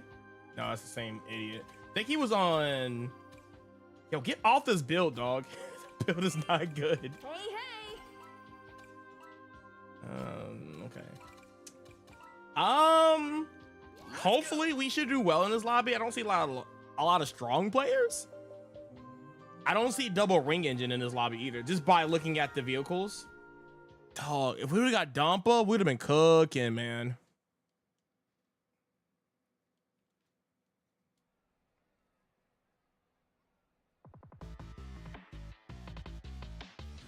I mean, yeah, you always want to drift when there's no friction. So, like, if you are in a plane, you always want to drift. If you're in the air, you want to always try to pop a drift off because it's really good. You don't lose speed for it. Oh, that's 3 people that have higher ranking than me. That's kind of scary.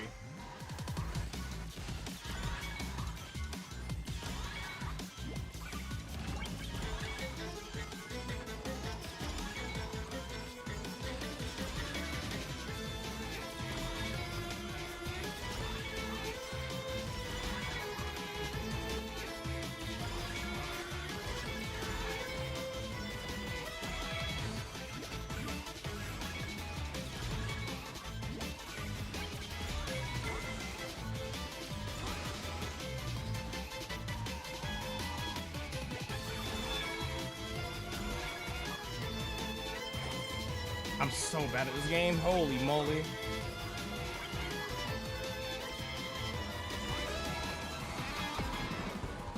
I'm scared of this guy. Yeah, I knew you were gonna pop it, you bitch. What are you doing? Why is he targeting me? He slowed down on purpose.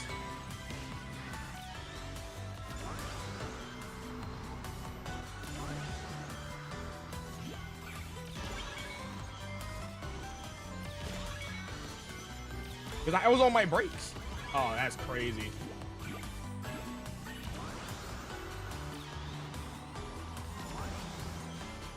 Ooh, I was...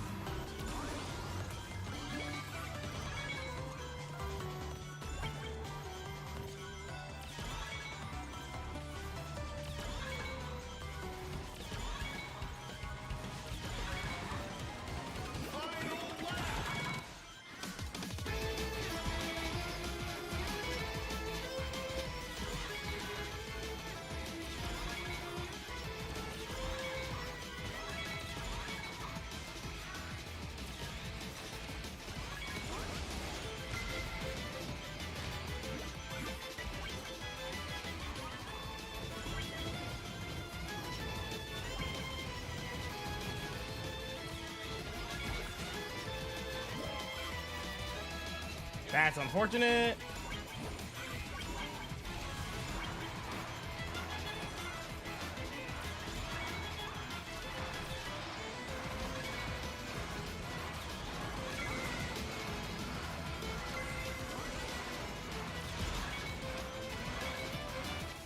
I don't give a fuck. As long as we beat the freaking Pac-Man, I don't care what happened.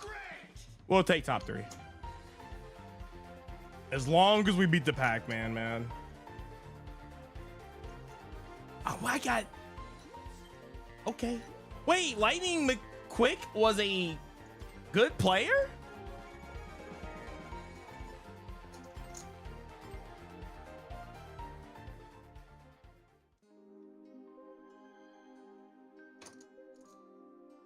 Okay, he must have been trolling. He had to be trolling.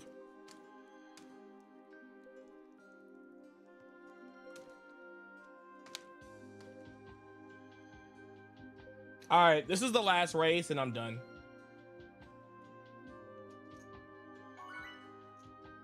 I'm not ready for that new Star Fox game.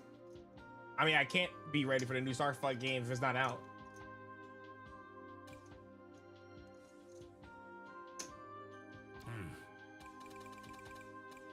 But you're right, I'm not ready. Let's see if he recognizes my name. If I get a like back, I'm super happy.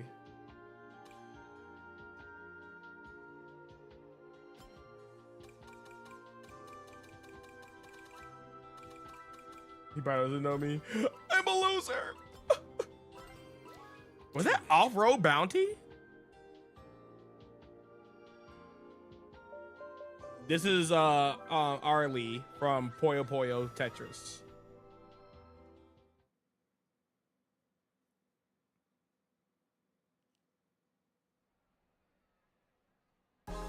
Yo, these these lobbies been insane.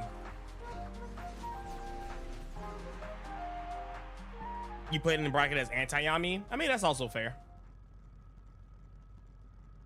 That is also fair.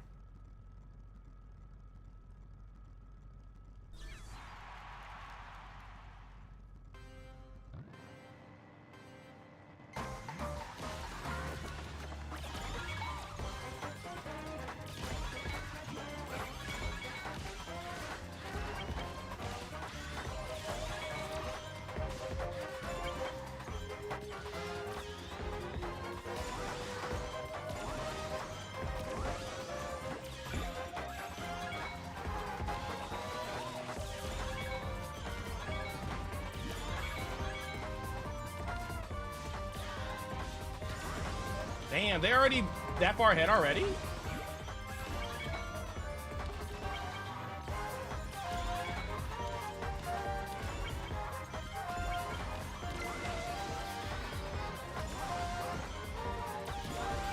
Damn, double engine is so good.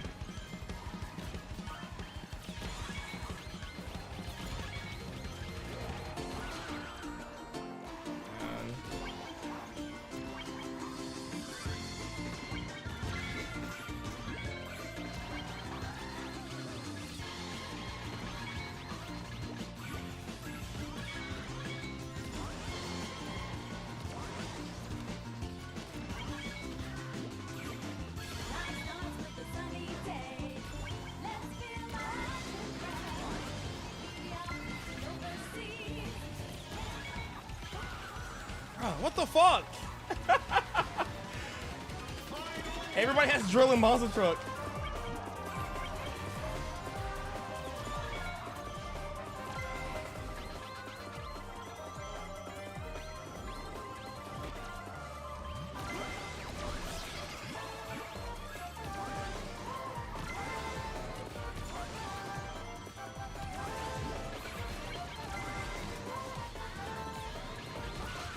Why are we using monster truck there, man? It's over for me, man. Fuck! Nah, we gotta run him one more game, dog. You already know.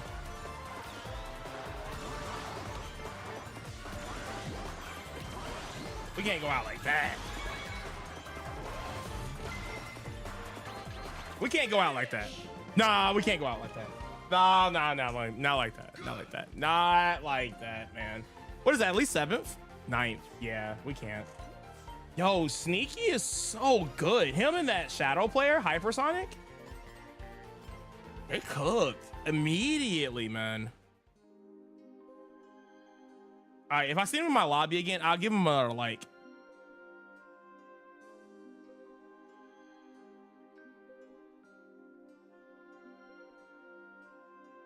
Play as Omega? No.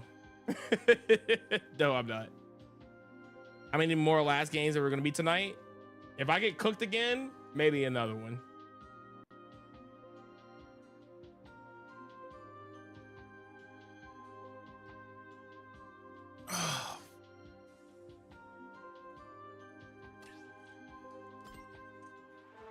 Damn. Honestly, that would have been a good time to get off.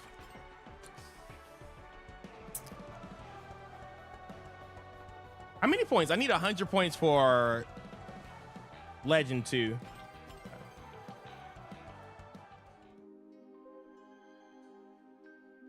Take it as a sign.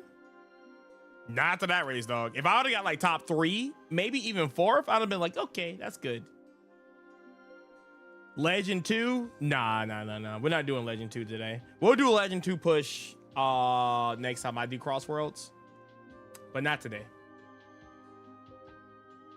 The lobbies are good though. They're really, really good. But there's a lot of like bozos that just throw items at you, and if they don't hit the right players, then they just break away. You're guaranteed like 3rd at the best. But now Legend 2, I'll be on here for like another hour.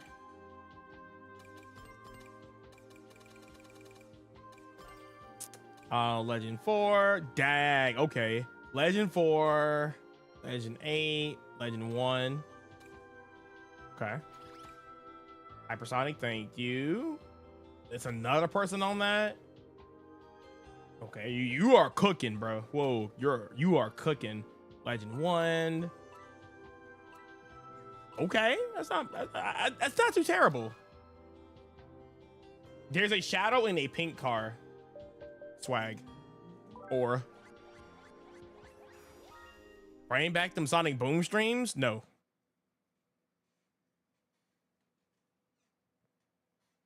I will not.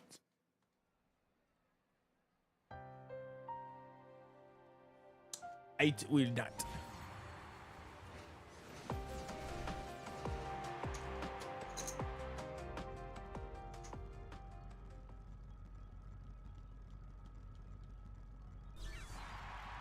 Sonic Boom is peak though.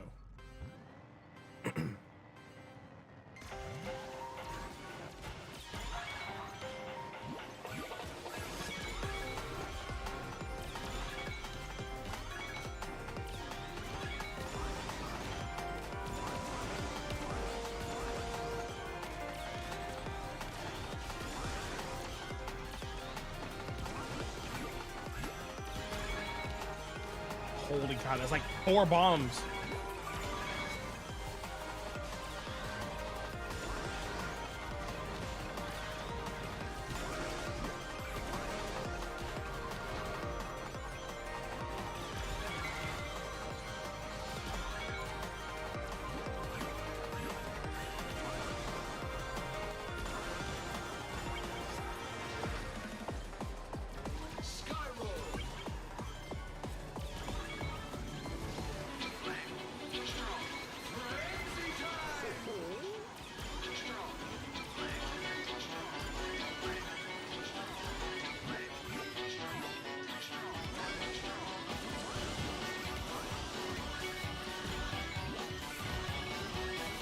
Okay, I move. The desync in this game is so ass, man.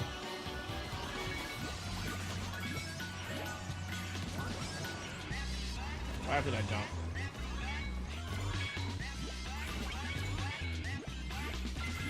I'm gonna be honest with you. I'm being devious. I don't care.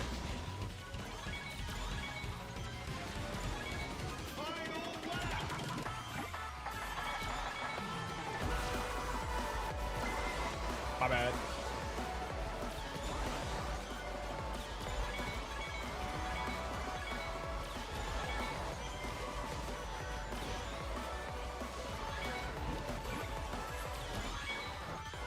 Oh, here it goes. Everybody out there, go run and tell your homeboys and homegirls it's time for Keenan and Kel to keep you laughing in the afternoon, so don't touch the dial, or leave the room. Oh my God. Always into something, or fronting and you don't want to miss it. It's double pay like 2 to get Don't hit greatness me. Keenan and Kel.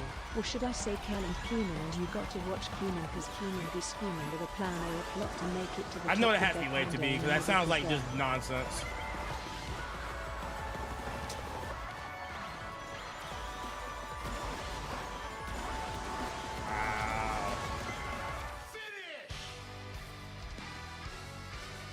Would you ever make a Smurf account in this game? Probably not. I don't play this game enough. That got me 9th. Yikes. I'm gonna have to run that back. I'm gonna be honest. I gotta be back into the 79, bro. I can't bleed past that. I gotta be at least 100 points away. Yeah, I don't. I know somebody that has 4 accounts, but all he does is play this game.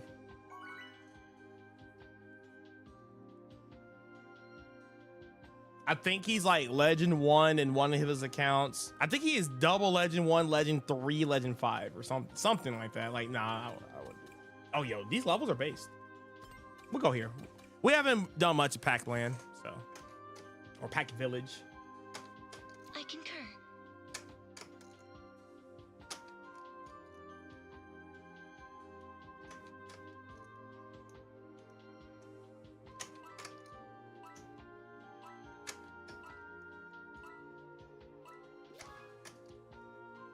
Oh, Sneaky's back.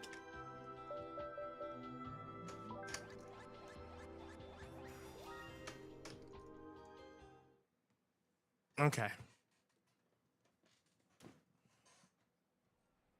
That is 4 first place finish. If we get some good lobbies, I can get first place 4 times in a row and possibly make it. But I'm also not playing really well today, so I definitely don't want to do a push for it.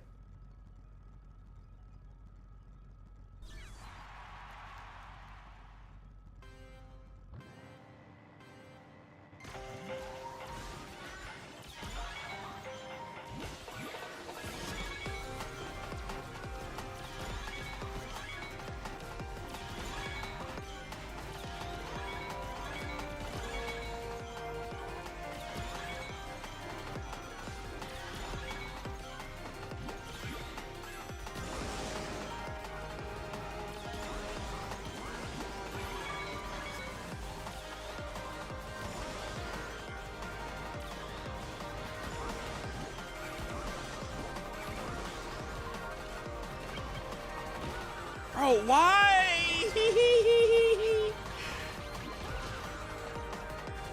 Yeah, I gotta get off this game. This is my last game, no matter what.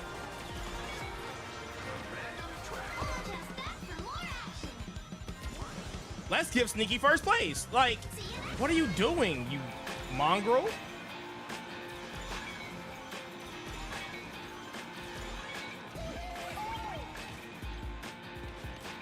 Okay. Yeah, I don't care what happens. I'm off this game after this. Like, what are we doing?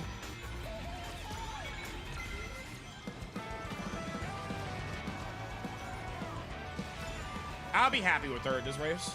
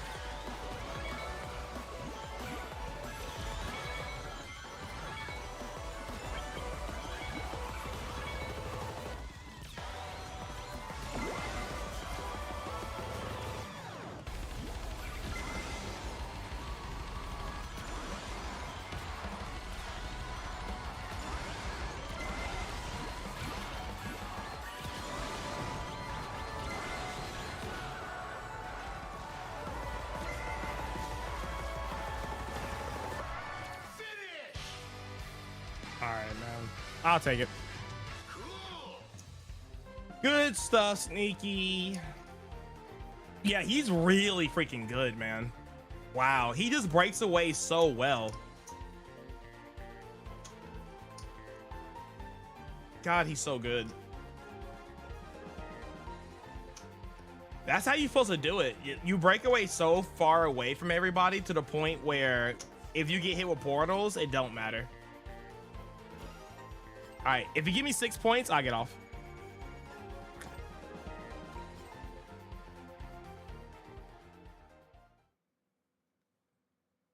All right, GG's.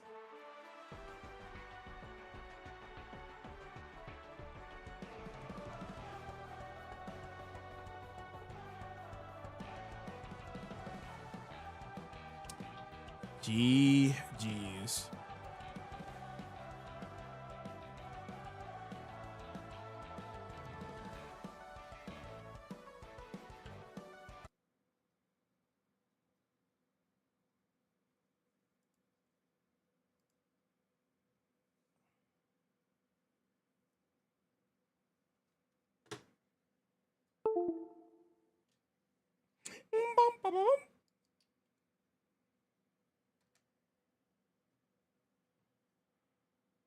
Yeah, I kind of remember it too.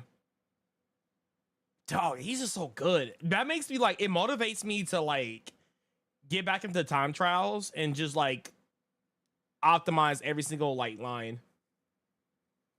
But he just breaks away so fast. But we were good because me and the who was it with me? It wasn't a shadow. I think it was I don't remember who the guy was, but he bombed us. Like, that's not how we catch up. We can literally do equal, like the same lines as Sneaky, but since we have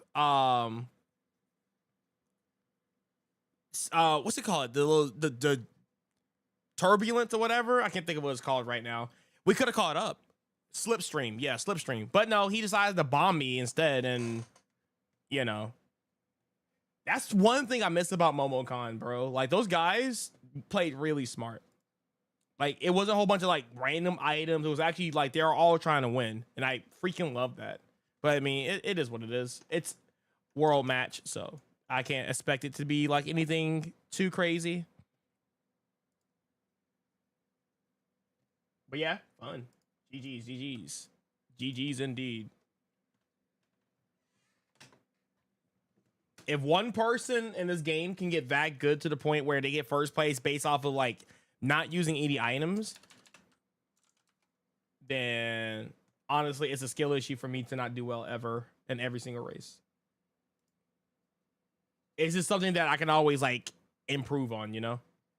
So that's always, like, motivating.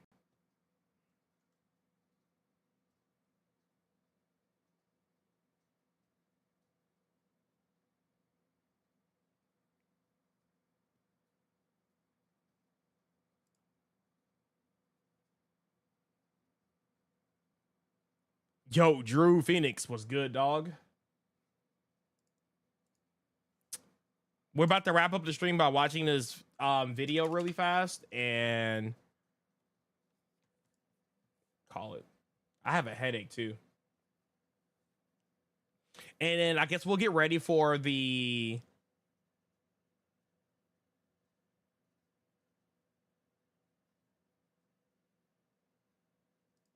direct. Holy crap, that is loud.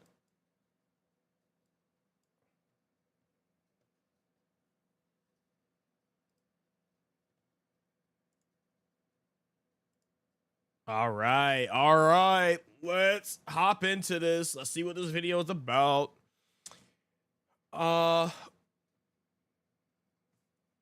Move this back over.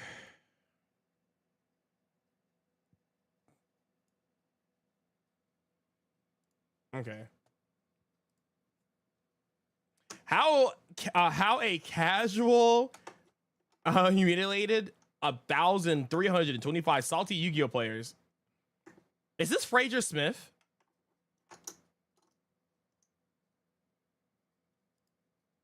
No, that's not Fraser Smith. I just decided to enter on a whim, basically, and I ended up winning. This is Marquise Henderson. Marquise Henderson is just stunned. I kind of figured. A 16-year-old boy who has just performed the greatest upset in trading card game history because he just won a 1,400-man Yu-Gi-Oh! Championship out of nowhere. Even more surprising was the fact that this was the first large Yu-Gi-Oh! Event he had ever attended. A random kid who had never even won a local tournament would somehow embrace the heart of the cards to breeze through the top tables, humiliating pro players along the way, some of whom were so salty that they refused to shake the boy's hand after the match was over. You see, while his opponents used decks that cost thousands of dollars, Marquise instead scrounged together a deck using only cards that he could afford. But he would. You want to join the watch party for the direct tomorrow? I'll probably end up streaming it and recording it. So I'm probably gonna be live probably around like 8:30 or whatever. But I was gonna post the reaction to everything on the YouTube channel, on the secondary YouTube channel. So that was the plan I said earlier on the stream. Get up by 8:30, be live by 8:45, and then just go crazy. Still somehow assemble a strategy that would completely counter the best decks in the metagame. Yet in the eyes of the elitist Yu-Gi-Oh community, not only was he a nobody, but he was piloting a mediocre, frustrating deck that they thought was terrible. So just how did he manage to conquer all odds and win a Yu-Gi-Oh championship? Well, allow me to explain. Is it TG Our story stun? starts in the year 2012, where Marquise is a freshman in high school, playing Yu-Gi-Oh casually with his friends during lunch. Though highly popular, Yu-Gi-Oh is one of the most expensive trading card games. cards. Rare cards were frequently short printed, creating artificial scarcity, with the Maxi. staple cards needed for each deck costing hundreds of dollars on the secondary market. Needless to say, it was difficult for anyone to acquire these powerful cards, never mind a boy in high school who had bigger priorities to save for, like hot lunch and Jordans. Now, Yu-Gi-Oh! Was also one of the most complex Even honor games, cards. often with I need rules to that know. weren't I written haven't heard of anywhere in this the official kid rulebook. before. Because of these reasons, despite the game being marketed towards children, the average tournament would still comprise mainly of adults in their 20s and 30s. So being only 16 years old certainly made things a lot harder. Now, Marquise would learn from his friends that there was a local card store in their area that hosted Yu-Gi-Oh! Tournaments every Saturday, with a flood of eager duelists occupying every square foot of the store. Though he consistently attended these tournaments for months, he would never win a single one. I wasn't even really playing, but for like a year and a half, I just kind of started. But yeah, I'd never won locals before. I've been playing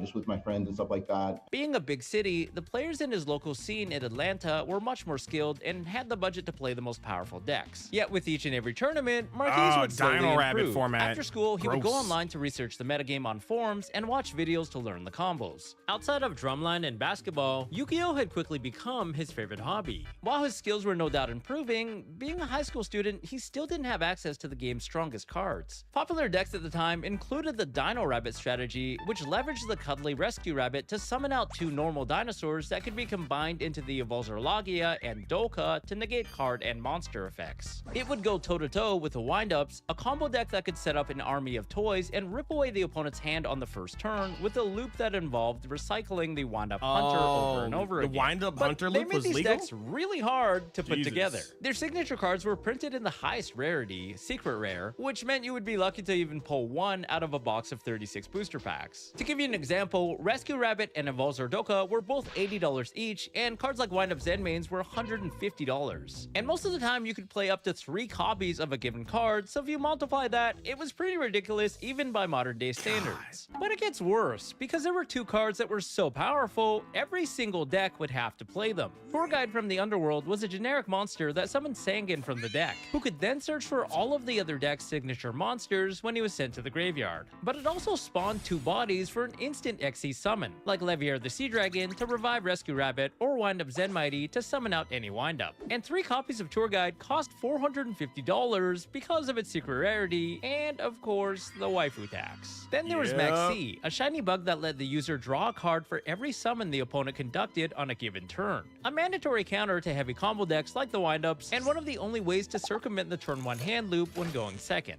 And here comes the infamous loop, folks. It's ironic. You thought a tour guide was a common? Hell no.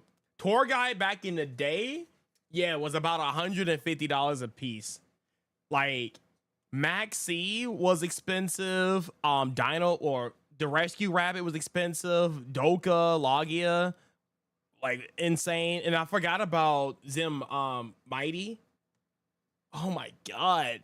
I forgot that joint was 100. That card is so ass now. Like, if you go first with that card in today's meta, you literally just lost. You just lose. You lose. But if you did that back in those standards, bro, it's almost like a wall. You know what I'm saying? Like, God, Yu-Gi-Oh! Has come so far. It's insane. Ironically, still one of the most powerful cards in modern day, which justifies its $100 price tag at the time. In total, this meant that you would have back in the day, before my binder got stolen, I had 3 copies of Tour Guide. She's actually still printed, kind of expensive. I wanted to pick her up in OT, but currently right now, I think I have 6 copies of Tour Guide. But obviously, she's like $4. Like, I think she's about $4 or $5 a piece now. Have to spend well over $1,000 to build even a cheaper. solid Yu-Gi-Oh deck. Without these staple cards, you were basically put at a significant disadvantage, a barrier that many players would struggle with at the time, and honestly that kind of continues to this day. Marquise would obviously feel a little discouraged, knowing that this was an issue that he and his friends had faced. But one day in their group chat, one of Marquise's friends excitedly shared an idea. A deck that had somehow won the national championship the year prior out of nowhere. It was a TG stun deck. My friend showed me, he's like, oh, like this deck is cheap. You can play this deck. I was like, okay, I'll give it a shot. A strategy that leveraged using trap cards to stun the opponent out from playing, like Skill Drain, which, as the name would imply, negates Skill drain. Let me drain your skill. I love that card. That card should be banned. Created all monster effects on the field. It's that Drain one. stops everything. And in my head, I was like, I didn't know too much. I was like reading all the cards. I'm like, is this not the best card in the game? Now, the whole concept of the TG deck was just Oh my god. Yo. Freaking Insectors? I forgot about Insectors. So you had wind up, Insector, Dino Rabbit. In this format, this format was ass. stun out the opponent using the trap cards, while the Tech Genis monsters would replace themselves when they were destroyed in combat, creating a cycle of near infinite resources while whittling down the— I just decided to enter. Oh shit, what happened?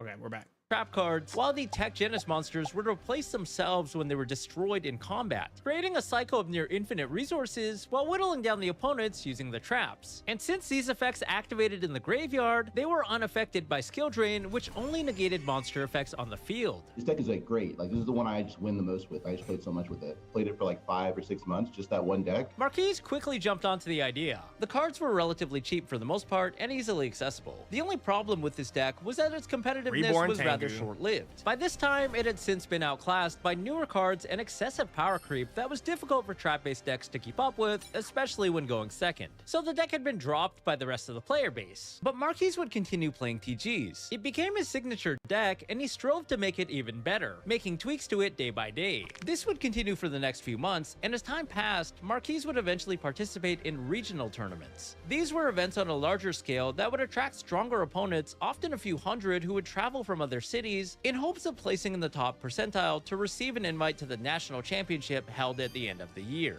His best finish at these regionals would be a 7-3 final record, a career highlight. An impressive feat on paper, but not exactly notable in the competitive Yu-Gi-Oh scene, for you would typically need a 9-1 record to place in the top 8 and receive prizing. So naturally, no one in the competitive scene would know the name Marquise Henderson, never mind even in his own local area. But just a few months later, this would change completely. It was soon announced that Atlanta I would need to be see the this host decklist. city for the next Yu-Gi-Oh! Championship Series. I need to the see most it. competitive tournament at the highest peak of the game that would draw over 1,000 duelists, including notable pro players who dominated the tournament circuit. Now, Marquise was rather unfamiliar with championship-level tournaments. His familiarity with competitive Yu-Gi-Oh! Was limited mostly to his area, with regional tournaments being the extent of what he had experienced. So when his friends told him about YCS Atlanta, he figured it'd be the size of regionals, with 100 players or 2 at most. But he had no idea that this would be something far greater than he would have ever imagined. My friend Yep. just told me about this event. Like I didn't know what it was going to be. I thought it was like 50, 100 people. My dad, the first day I went to the event, YCS, he's like chilling in the free convention center. He's like, oh yeah, we can go to the convention center. I'll go with you. On the Friday of the tournament, his dad would drive him to the venue to pick up their entry Giga, badges. And stop. only upon entering would he be shocked by the sheer scale of the event. Instead of a few hundred players, there was well over 1,000. There was like a million people running around. I'm like, I don't even want to enter. He's like, you have to enter. We're already here. I'm like, okay, I'll enter. A robust hall filled with the most competitive, daring challengers, many of whom had ventured from the opposite side of the country to test their skills. You see, the winners of this tournament in particular would receive the coveted Blood Mephist prize card, that to this day sells for thousands of dollars.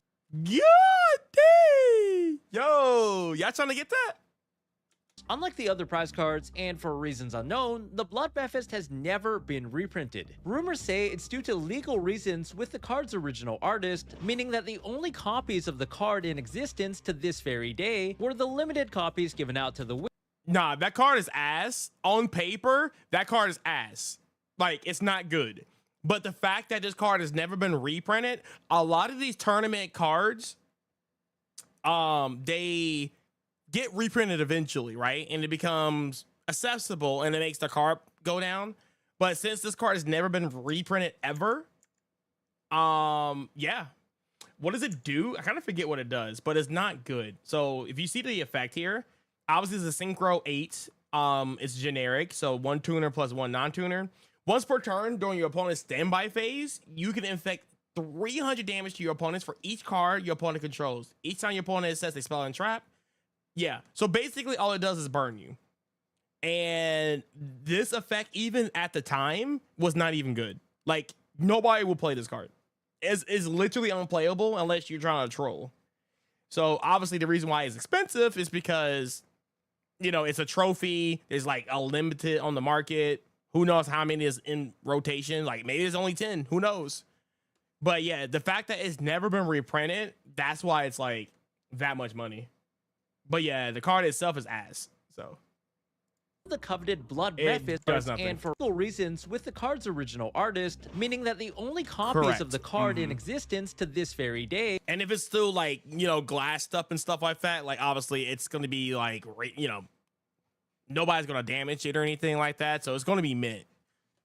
Were the limited copies given out to the winners Billy Break, that's my goat. of these tournaments, He's washed. making it now one of the rarest cards in Yu-Gi-Oh history. So naturally, there was a big Like the prize real life at resistant stake. God cards? But before the Yeah, tournament alright. had even begun, these players had already activated their strongest card, the credit card. The vendors were completely overwhelmed, with players swiping left and right, forced to pay premiums on last-minute cards that they needed for competition the very next. Woo!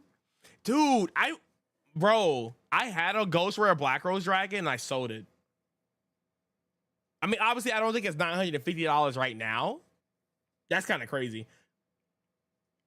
But yeah, yikes. Because I do play Black Rose right now. Day. Dang, that card's...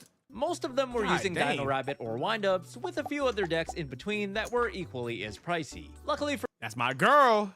Favorite Yu-Gi-Oh card. Marquise, Tour the guide. expensive cards in his TG deck, like Pot of Duality and Solemn Warning, had already been reprinted the year prior, costing only By the way, can we ban Solemn Warning? a few Please. dollars instead of hundreds. But nevertheless, he still wanted to make important additions to his deck where possible.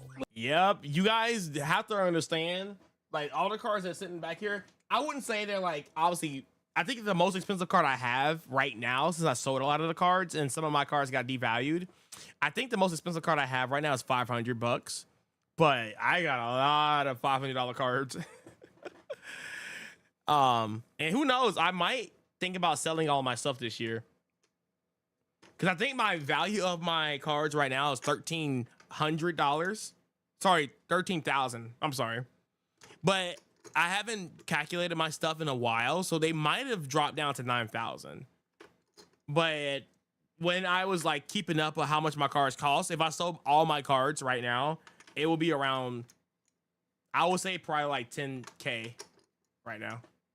With only $40 left to his name, Max C was out of the Because, okay, real quick. Where is my little binder? Is my little binder in here? So you remember seeing all those ghost rares and they're like 900? Oh, I think they're about $400, $300. Where is the? Oh, it's over here.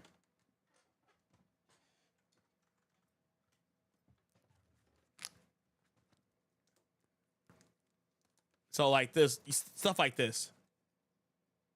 Hold on, let me. Oh, I guess I cut that off. Jesus Christ.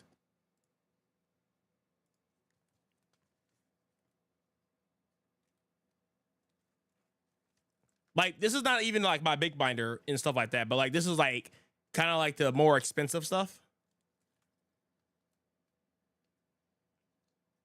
So this is just a small binder. Of course, it goes back through here.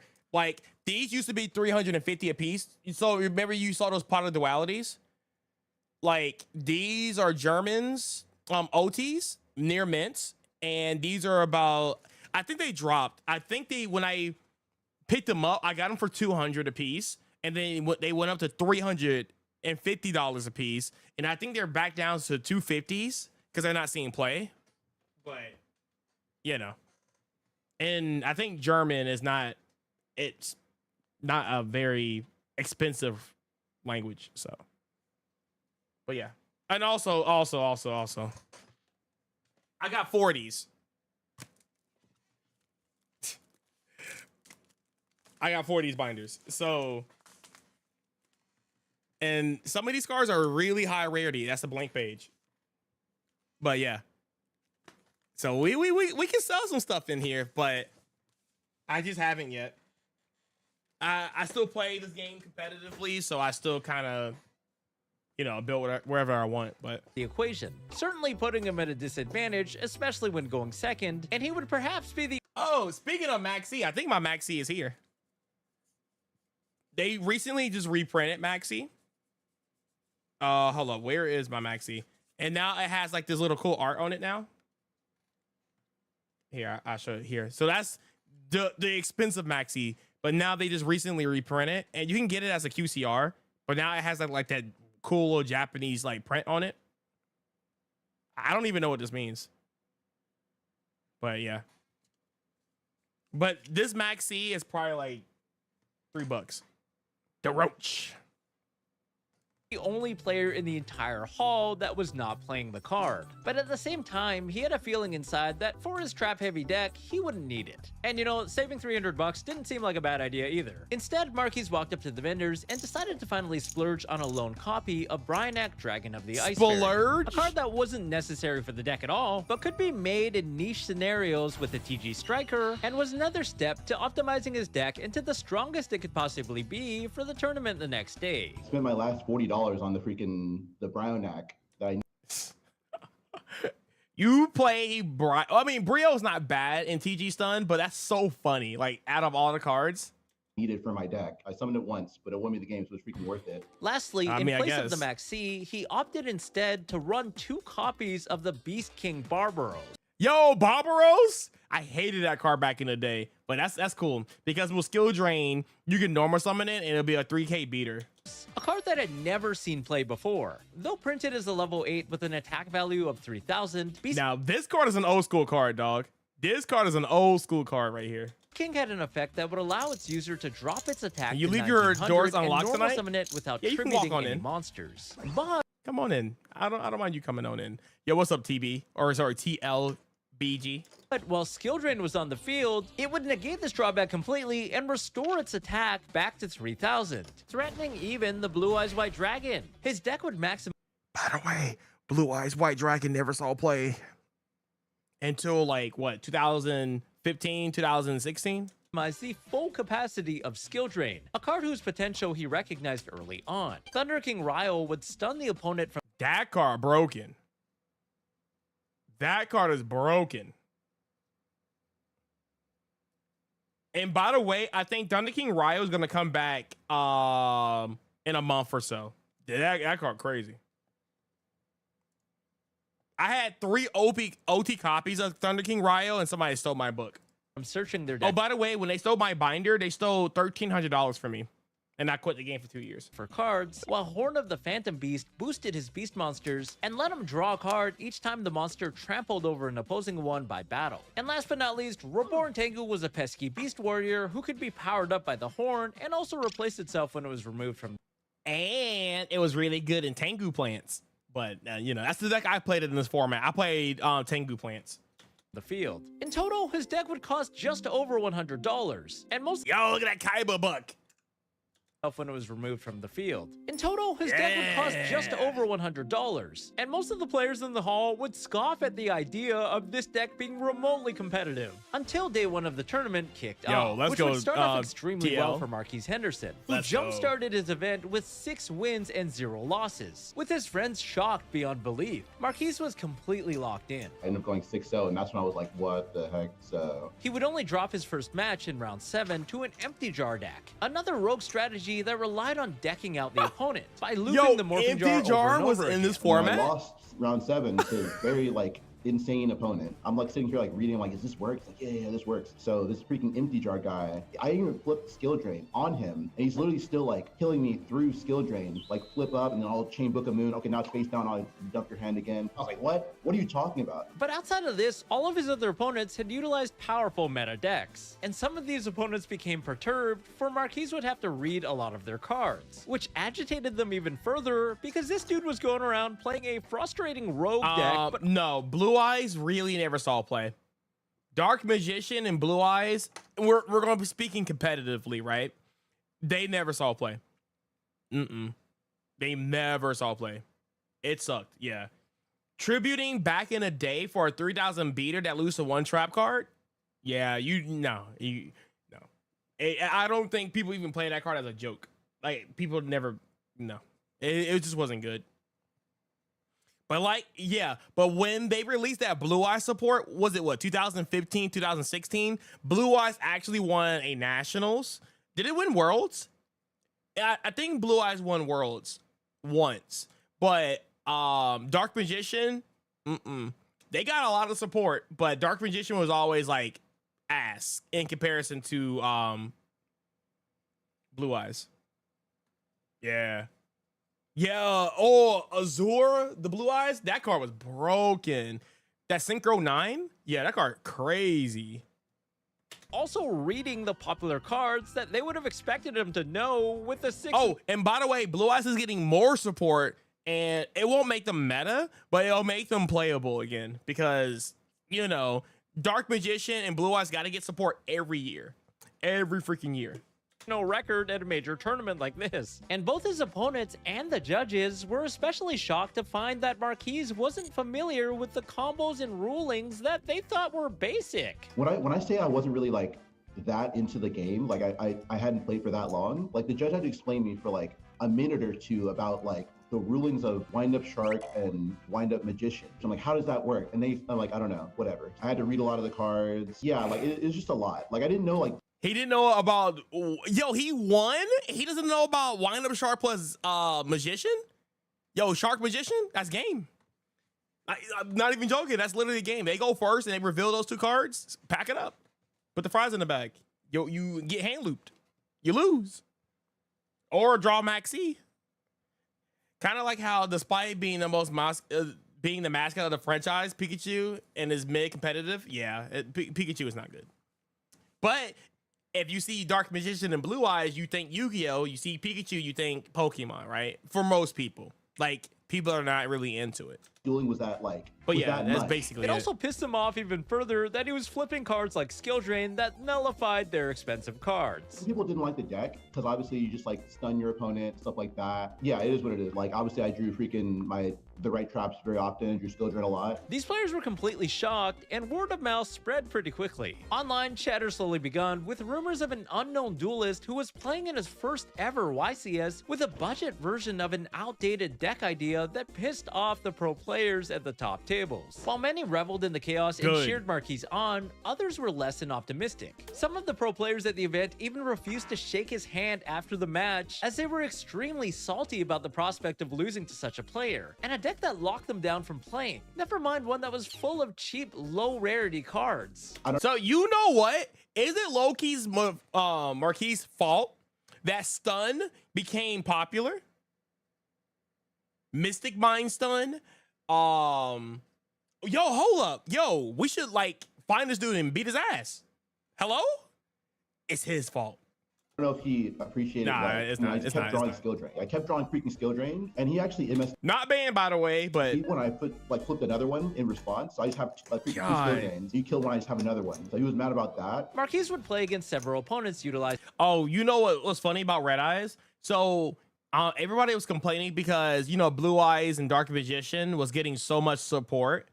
So people kept saying, oh, where's the Red Eye support? You know, and they finally getting support, and they did it dirty. Like, that support is so ass. Like, it's laughable. If you play that in competitive, it's like, what's the word I'm looking for? I'm trying to think of like a Smash analogy for it. It's like Peanut playing Ludomac. And, you know, Ludomac is ass, right? It's like him with the, you know, as like a Red Eyes player. Like, it's like that level of bad. That's how bad Red Eyes is. And then they get new support and is on that same level. It's almost like the Ludomac player is waiting for those, you know, Ludomac buffs. And they get the Ludomac buff, but it changed nothing about the character. That's basically Red Eyes right now. It's so crazy that they never really got real support, and they finally get some, and it's laughable. It's so insane. The Dino Rabbit deck, a matchup that he found to be favorable midway throughout the tournament. He would set as many trap cards as possible and then use Skill Drain to lock out their signature Evolzar monsters. What I was most afraid of was the Dino Rabbit deck, because they can just like, it's like a free negate. I'm like, oh, well, you can't even get around that. There's nothing you can do. I didn't even know what Dino Rabbit did at the time. I was scared of it. Some of the matches were just like brain dead easy. It wasn't even me. It was just like a good meta choice. And at this point, you're probably wondering how he did so well. I mean, it's his first major tournament. He's picking up cards to read them. His opponents are frustrated. frustrated, what was the secret sauce that Marquise had implemented? Well, for starters, none of his opponents. I mean, it's just the fact that, I mean, he just had a good run. You know what I'm saying? It happens, right? Were really prepared, crazy. and many of their decks would lack adequate trap removal or ways to counter skill drain. You see, a lot of these players weren't even playing Mystical Space Typhoon, which was a classic way to destroy a spell and trap card. In its place, they instead elected to play high-impact hand disruption cards that could be used on the first turn to try and stop the opponent from comboing, yeah. like Effect Veiler to negate the wind-up combo. And ironically, these cards And Max C is not good into TG stun because they don't special summon like that. Damn, get cooked. Honestly, TG stun is a meta. It was the meta call. Unfortunately, Marquise, I still don't know how he wins. How do you win with that? Like, when you don't even know what Magician Shark do. You were scared of Dino Rabbit because you didn't know how Dino Rabbit worked. How'd you win? happened to be absolutely useless against Wow. Marquise's TG He stun had the deck, which misplay. neither summoned a That's probably why a lot of pro players are so super salty. Like he rolled up reading cards that you should already know what they do, and then you beat them. Like he was like, "What does this card do? Oh, tour guide. Oh, okay, that's cool. Oh, skill drain, by the way, and then you just win. Like lot of monsters, That's nor probably why they were utilized their salty. effects. Because no one really cares about like the trap decks back then. Like at least in that specific event, a lot of people just didn't even play. That was a meta MST, call, though. and I don't think some of them cited it. It was kind of smooth sailing if you just get that up, and it was like you can stun your opponent. Because a lot of people didn't see it coming. Since no one was prepared for it, this meant that skill drain was there to stay on Marquise's field, allowing him to ultimately finish with an impressive 9-2 final record. Called my dad. I was like, "Oh yeah, you're just going to play in the tournament, have fun, 9-2. whatever." And I called him after like round. I was like, "Oh, I think I have to come back. I think I have to come back to this." And he's like, "Why?" I'm like, "Well, there's like a day 2." And I guess like I made the day 2. He's like, "Okay, we'll come back." Also, if you guys are enjoying I'll show you Red Eyes after this video is over. this video, don't forget to subscribe to the channel and touch that like button. After the 11 Swiss rounds, the final standings were announced before the top 32 players would Actually, I can show it to you right now. Red Eyes. Black Dragon. Oops. This is Red Eyes Black Dragon. It's a cool card. It's a cool looking card. Its stats are not as good as the... What the heck? Yeah, here we go. Dang. The original print of Red Eyes Black Dragon near man is $300. I would have never guessed. But yeah, this is Red Eyes Black Dragon. Such a cool art. Really like it. Dang, it's still kind of got price on it. Hold up. face off in a sudden death playoff bracket to ultimately decide the winner of the tournament. And in 12th place was none other than Marquise Henderson. His friends erupted in cheers. Marquise had done the impossible. He had made the top cut of a tournament with almost 1,400 players and defeated multiple pro players along the way with his own unique strategy. But his job wasn't done yet. He still had more Yu-Gi-Oh! To play. His top 32 and top 16 matches would be against Alistair Albanes and Michael Lux, two pro players with dozens of I'm going to be real, dog. Don't know none of these players. prior accolades, the former with a second place championship finish and the latter a first place champion. Both players were using Dino Rabbit, which skill drain and a plethora of traps would take care of. I was in the top cut, and you know they like rope off the Karibo. place for you for like the duelist to play. Had me, and I'm like looking at the Oh, by the way, there's a new Karibo coming in the next set, twitching, and is actually broken. So there's gonna be a you remember the ritual the Black Illusion of Chaos? I don't know if you recognize those cards. They're getting new support in the next set in Chaos Origins, and there's a Karibo card that is insane, like insane. I can show you what it looks like. It's cute. Hello, I'll show you what it looks like. It's actually really cute.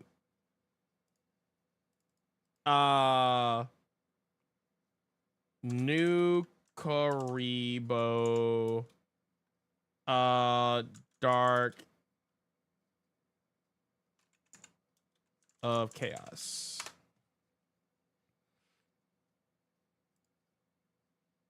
This one right here. This guy right here. Look how cute it is.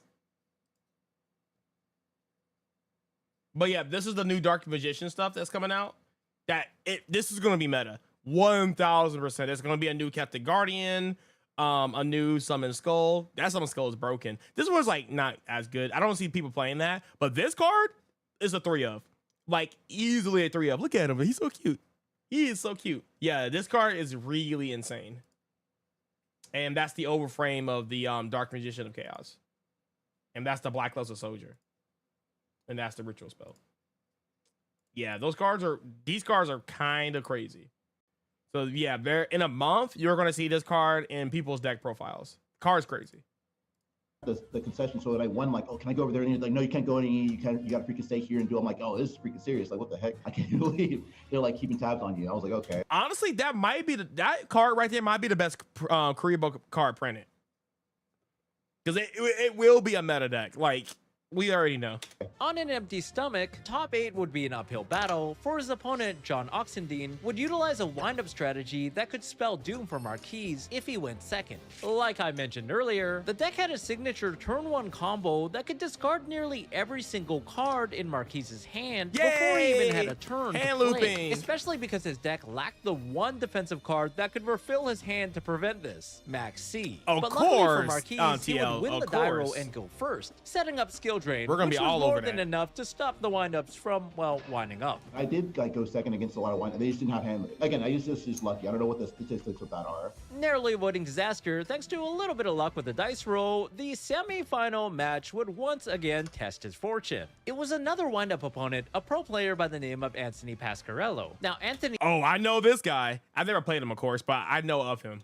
Marquis' deck actually played 2 copies of Mystical Space Typhoon. And though Marquis would open the dice roll once again with a set skill drain, Anthony would open with both copies of Mystical Space Typhoon. But the rest of his hand didn't contain any monsters, allowing Marquis to simply beat him down. Even more interesting was the fact that Anthony had anticipated the existence of rogue trap decks. And to account for this even further, he would also side deck copies of Royal Decree, a continuous trap card that negated the effects of all other trap cards. And in the second was game, ready. he would open with a copy of Royal Decree and Mystical Space Typhoon, the perfect cards to counter Marquise's strategy. But just like in the first game, the rest of his hand was rather weak, with a lone wind-up rabbit as his only line of offense, which wasn't the card he needed to initiate the wind-up hand loop combo. And not only this, but Marquise would top deck his own copy of Mystical Space The Typhoon Summer Skull looks to really good, destroy doesn't the it? Royal Decree. Yeah. I'll probably. We'll see. Cause I'm not gonna play the deck. I'm gonna be on Elf Notes. It's like I was there like Elf, girls, but yeah, that's the deck I'll be playing. Allowing him to set up his army of trap cards and ultimately win the match. Marquise's Guardian Angel was evidently working overtime. Ironically, Hanse Aguero, the winner of Nationals a year prior and the pioneer of the TG stun deck, yes, the very man who Marquise got his idea from in the first place, would also make the top cut with Dino Rabbit. I didn't but know he you would love be knocked out Emma early Gabion. by another That's player, what's so up. the two wouldn't cross paths. But he would give Marquise a few motivational words for what would be the most important match in his entire life. The finals. His opponent would be the last remaining Dino Rabbit Come boy. What was that match text? in his entire life. The finals. His opponent Come boy. One more time. One more would be game. the last remaining Dino Rabbit player in the tournament, and That's the crazy. stakes were higher than ever. The guy in the finals, his name was Roman Rodriguez. I still freaking remember him. Great opponent. It was a great duel. He actually said in the middle, he's like, don't take my picture. And the staff was like, well, we need a picture. He's like, no, I don't do picture. So like, you won't find a picture of him anywhere. So had he come in first, you actually wouldn't have a picture of the winner at all. Miraculously, Marquise would go first yet again and set up the deck's most optimal opening play. A Beast King Barbaros backed behind 4 powerful trap cards, with, you guessed it, one of them being Skill Drain. But the icing on top was a Starlight Road that would protect his field from being wiped away by Roman's Heavy Storm. In the second game, with his back against the wall staring down his worst nightmare in the form of 2 Ovalsarlagias, he would somehow top deck a Pot of Duality, revealing the top 3 cards of his deck to add one to his hand. I used 2 Bruh, Dark Hole? traps, be 2 negates, but I'm still like dying. Did duality and I got dark hole. I freaking cleared it. So like it was like the double Agia, like the thing I was most afraid of. I ended up like somehow getting out of that. It was so lucky. With the last revealed card That's miraculously crazy. being the dark hole that he needed to wipe away his opponent's entire board. This was a game-winning move that would raise a trophy and the Blood Mephist into the air by the newly crowned champion of YCS Atlanta, Marquise Henderson. I'm Marquise Henderson. Speak a little louder, bro. I'm Marquise Henderson. I love it when you get people that obviously never done like interviews and stuff like that, and you can just tell like either they have like super anxiety or they're just not prepared to do these type of interviews. You can just tell like they're not, because if the other guy would have won, you could tell they'd be all like, you know, jerseyed up and, you know, yeah, this is my deck. Everybody suck ass. And here we go. And like, just, you know, they know how it works. But, you know, low-key, he kind of like Chris Rock. Or the guy off of Everybody Hates Chris. Yo, low-key. I decided to enter on a whim, basically. I decided to enter with TG Stun, and I ended up winning. Like I didn't even like realize after I won. I was so locked in at the end of the day. I was like at the end of like. And then for some reason in this position, he kind of like Dakota fused with Larry Lurr. Loki. Like the finals, I was like, I don't know. Like I didn't know what to do. I was like, we're still no more dueling. Like I actually was just in the thick of it. Now I called my dad. I was like, I ended up winning.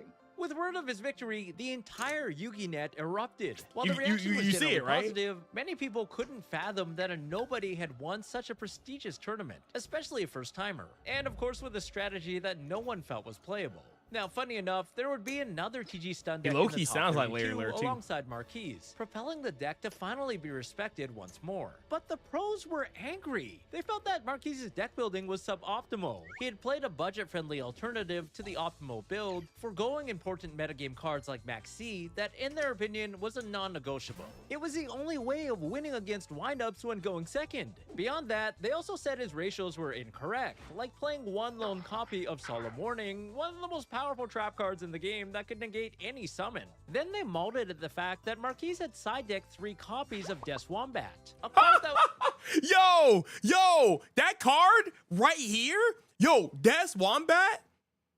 Okay, so I kind of scammed one player, right? He was at Get Some Game, and he was talking like mad shit, like he was like really, really good, and I knew he was on a burn deck, like chain burn, and I side decked 2 Death Wombats. I put up a Super Book of Moon, which was like $70 at the time, and something else, and I beat him so bad that I gave him back $50. Death Wombat, I've never played that card in my life outside of that one duel, and Death Wombat FTKs that deck. It's insane. That is so funny. He plays Death Wombat? That's that GOAT. was played for the sole purpose of countering burn deck. By the way, Death Wombat is not good. Alright, nobody probably knows what this card is. What the hell is this, man? I read this. Please, guy, continue. That's Wombat. No effect damage. I really hate burn. I never sided him because I never played chamber. He never cited it. I see why people are so mad. Why is that in your deck? Like, there's no way burn is good in this meta when you have Windus and Dino Rabbit running around. Like, what? That's so funny, dog. He never cited it. That card is literally trash. I'm so happy about it. Play too much wind up. Except that burn decks were rogue in particular, and it was highly unlikely that anyone had entered a championship tournament with one. Meaning Marquise had effectively wasted 3 critical slots in his 15-card side deck to account for a non-competitive deck that he'd encountered once or twice at locals. But it gets even worse. One popular rumor would spread online saying that Marquise was autistic, which wasn't true at all, but okay. It was actually funny. During the tournament, they did start a rumor that I was autistic, and like, oh, this autistic kid won the event. It's like great, blah blah. And it's freaking. I thought it was funny, but no, I'm not autistic anyway. But they started that rumor. Their only way of rationalizing that Marquise had won was a possibility of him being a savant, someone who had become a Yu-Gi-Oh genius overnight. Some would accuse him of cheating, saying that the only plausible explanation was sleight of hand or rigging of the game and not talent.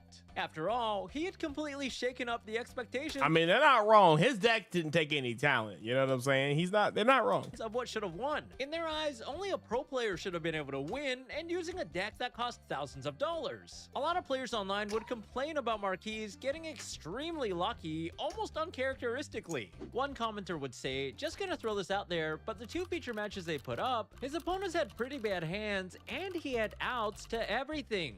Dude has Yugi level luck. He would frequently win the dice roll and go first, which was the crucial way of winning with a trap deck that could set up an army of defensive options before the opponent got a chance to play. They explored every possible angle to discredit Marquise's victory, but at the same time, others would defend him. Excited that a rogue strategy had won the event, piloted by a new player who had put the rich and the mighty in their place, showing everyone that Yu-Gi-Oh! Wasn't just about activating the credit card. I think way more people were just like, hey, listen, like this is a cool deck. You know, I didn't expect to win. This is a nice thing that happened. So honestly, it was way more positive than negative. People came up afterwards like, oh, I really want to play this deck. I think this deck is cool. Ironically, after his victory, many players even adapted and would begin playing the TG Stun deck. If a 16-year-old kid who had never entered a championship could win with an incomplete build, then the deck had certainly outperformed in some capacity. This was short-lived, however, as the deck was almost immediately hit on the ban list, with both TG Striker and Reborn Tengu, 2 of the deck's main monsters, being restricted. Though not necessarily due to the TG Stun deck, for both of these cards were also abused in other decks around the same time, catching it in the crossfire. Damn. But yeah, that was literally my first big event. The stars aligned. That's all I'll say. The stars aligned. I tried to play well, but it was a lot of Yu-Gi-Oh going on. A lot of Yu-Gi-Oh moments.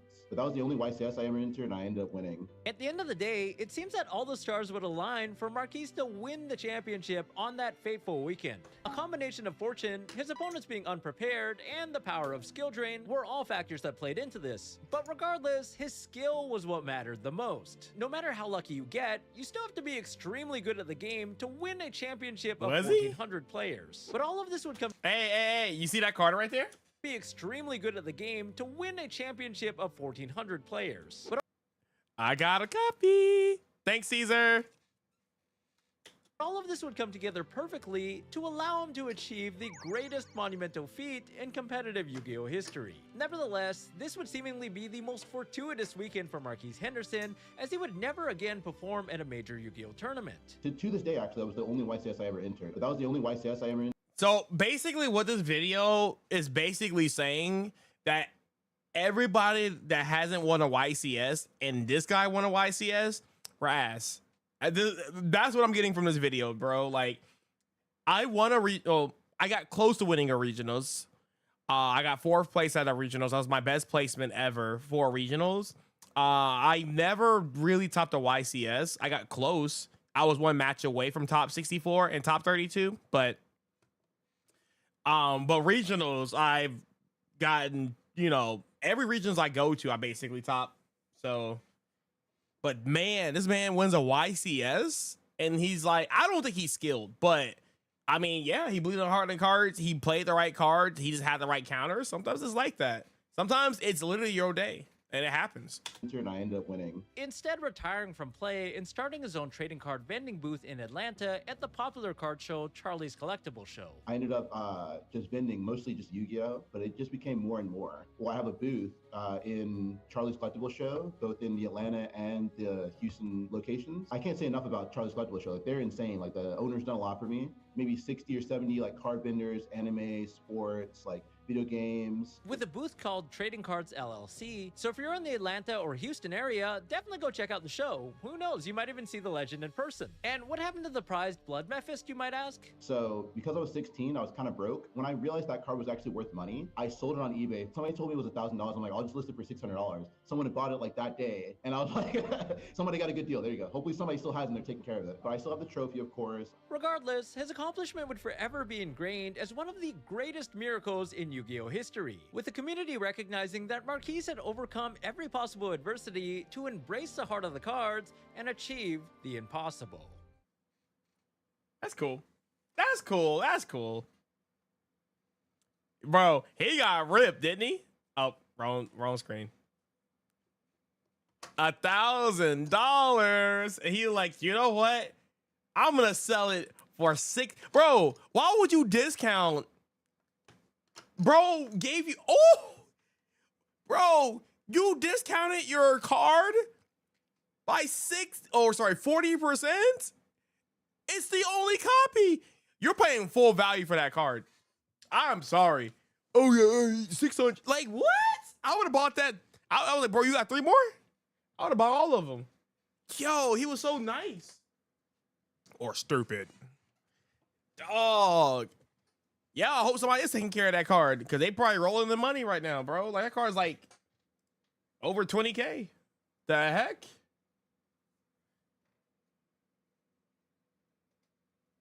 Man lost even though he won. It'd be like that, bro. Yeah, but hey, stun. Win most of your die rolls. Open broken. Miracles can happen. I mean, it still happens in today. You go against stun and they go first, and sometimes you just kind of lose. It's anti-meta for a reason. You know, you play your best decks, and a stun deck that's worth like $100 comes up and like, hey, what's up, man? And you lose. I get salty sometimes too when I lose to stuff like that, especially like little kids. Like, and that's the problem. They will beat you and then lose to everybody else, and then your tiebreakers are bad. That's the worst part.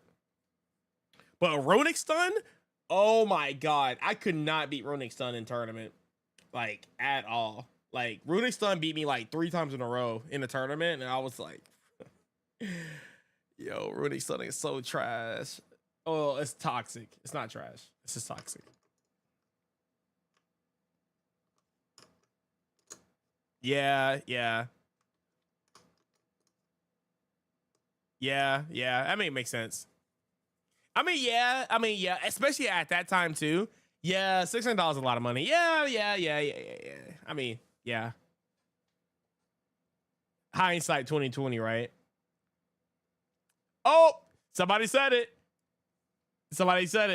I scrolled down to the comments and they were like, yo, how did he win? He believed in the heart of the cards. I saw that literally the entire time I was watching the video. Rip to the 1325 souls that got sent to the Shadow Realm. True. I bet you they all got cooked. They burning. Yes. Are you winning, son? Well, actually, yes. Oh, that's so funny.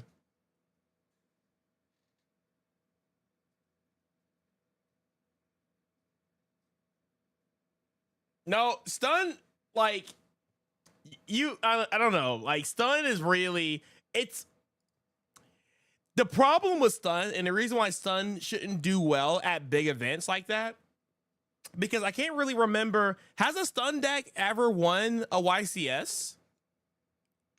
I know regionals, but the problem with stun decks is that they can't really do nothing going second. That's the problem. Like, they don't have a game plan good enough for going second. Their cards are only good for going first. Sometimes they can draw the right hand and they can beat you while going second, but only if you don't open good. Like, if the combo deck opens really subpar and the stun deck opens kind of perfectly, then yeah, they can have a chance of winning. But 9 times out of 10, if I win the die roll and my opponent is stunned, they lose. Typically what happens. So for him to win a YCS like that, like, what he said he went, what, 9-2? Bro, like, did he win all those die rolls, or, you know, like, what happened? And you got playing top cut. So it's top 32, top 16, top 8, top 4, and then finals. So you win 6 in a row on top of that. So your final record is basically 15-2. I mean, yeah, you could say you get lucky, but that's crazy. That's crazy with stun. But at the time, I think it was a meta call. That's what I will call it. I will call it a meta call. Nobody was prepared for his deck. So therefore, he kind of, it was his day. The rest is history. So good for him, honestly. Good for him. He's so nice. He's a nice guy. No asshole. Most Yu-Gi-Oh players, if you guys ever talk to a Yu-Gi-Oh player, they're very like egotistical. You know, they know everything. He was very cool. He was a very cool person. You guys want to know how Yu-Gi-Oh players are now? Here, I'm gonna show you guys this deck profile. This is how Yu-Gi-Oh players are now. I want you guys to judge. Look at this. Look at this. Look at this guy. This is Yu-Gi-Oh players now. You guys ready? We are with the Archmage God. Just got top 8 at Columbus. That's what I'm talking about. Just got top 8 at the other Columbus at the regional this time. Look at the difference. Probably won French Nats. How was your deck today? Is Archmage the best deck? And are you a better Yu-Gi-Oh player than Shrift Gaming? I'm the best. I'm better. I'm the GOAT. I'm the best. No one is better than me. Guys, I saw Like, that's, again, 9-8 difference. That other guy was like, yo, I don't know how I did it. I don't know how none of those combos are. And he was super nice. This is Yu-Gi-Oh. This is Yu-Gi-Oh players now. gameplay, and I gotta agree, bro. I didn't know a broccoli head could do that. You are built different, bro. Yeah, very cocky. About the very deck cocky and what you think players. about this deck today, and all any shoutouts you want to So these are the players that were playing against the kid, and they will lose to somebody that doesn't know what they're doing. So they called him autistic. They say that he was cheating. Players like him will lose to that kid and literally like shit talk him on Reddit and stuff like that. By players like that. Start.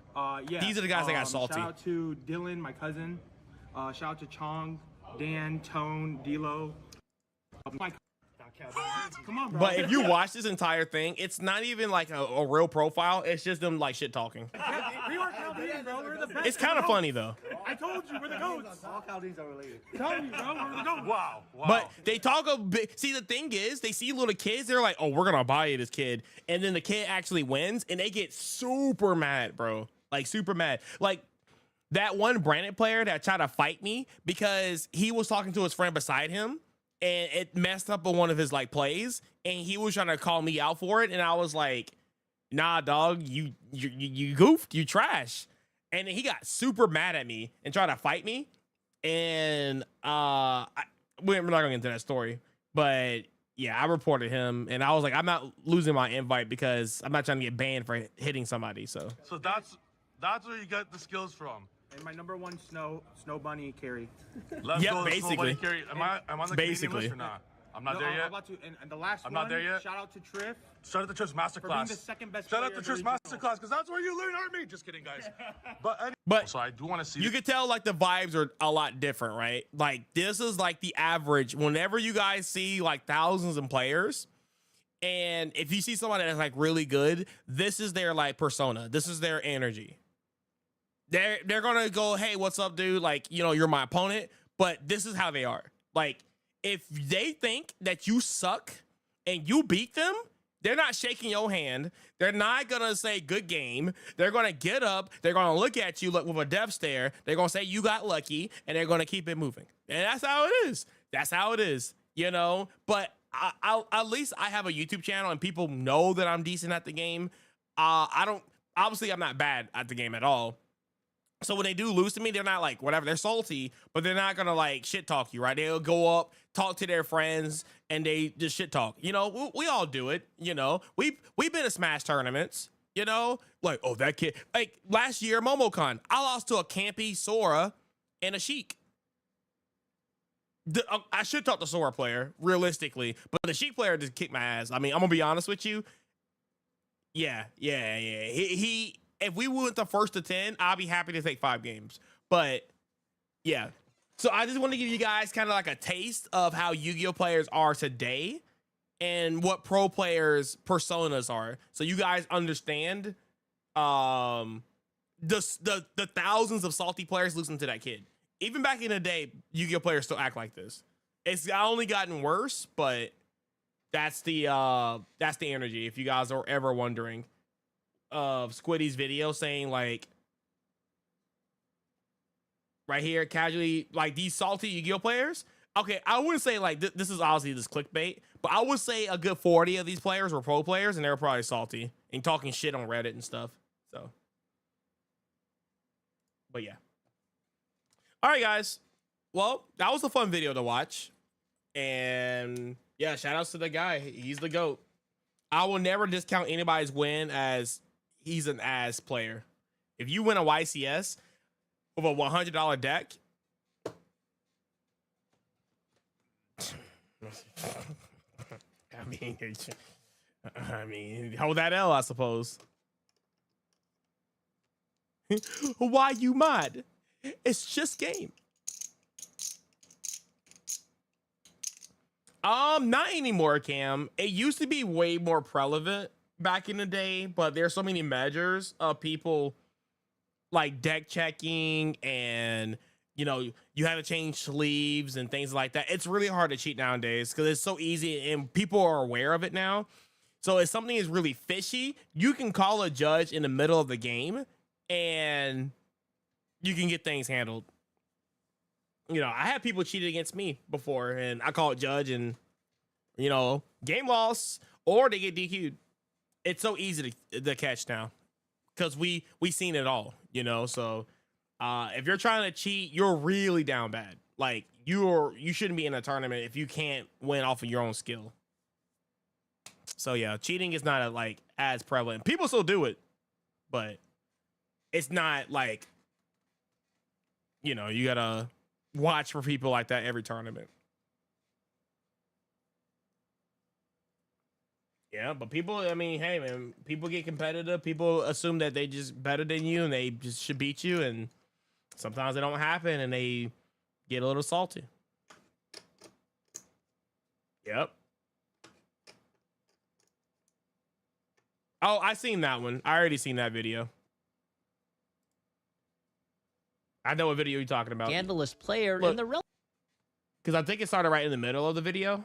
Yeah, I know about this guy. Now this guy, the problem is he was good. He was a good player. Oh, speaking of all the Mario Party heads, have you guys ever heard of Zoonzyke? I was watching this video last night. Two happening spaces next to each other. I didn't finish it, but yo, if you guys ever watch these guys like these things, it's so good. He makes such good content, and I'm glad he's back doing more Mario Party content. But this guy is the GOAT. He is the GOAT. I want to meet him. I freaking love him. I want to meet him. By the way, he was the reason why I started speedrunning Mario Party. By the way, did you guys know that? He is the reason. When I saw Mario Party 2, I studied it. And I got into Mario Party 2. He is the reason why I got world record with Mario Party. I kid you not. I didn't even see the first Mario Party identifying luck. It was the Mario Party 2 video. That I kid you not, that's what made me. I was like, And I seen people do it. I seen people speedrun Mario Party, and I was like, how do you do that? And then I read the rules, and I was like, oh, okay, and I went for it. You can't wait for him to release Jamboree. Hey, you never know. I don't know how long. I think it takes him about a month to make these videos. But yeah, I'm gonna go back and watch these because I haven't seen most of them. I think I've seen like Mario Party 6. But I haven't seen the other ones. But this guy, God, this is a 5-hour video.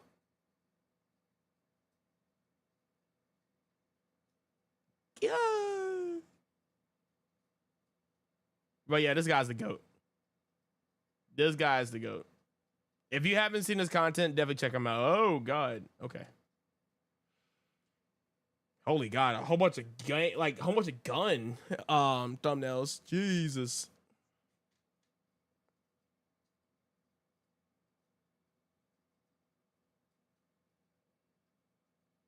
So DK? What, you talking about tonight? Hell no, I ain't doing DK tonight.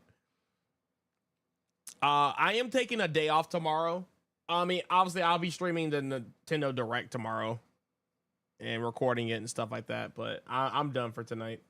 I'm not doing any DK. I got my ass kicked in Sonic Crossworlds today.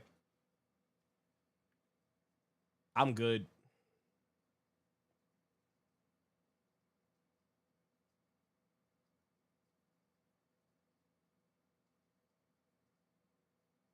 The Direct for our time is 9:00 a.m.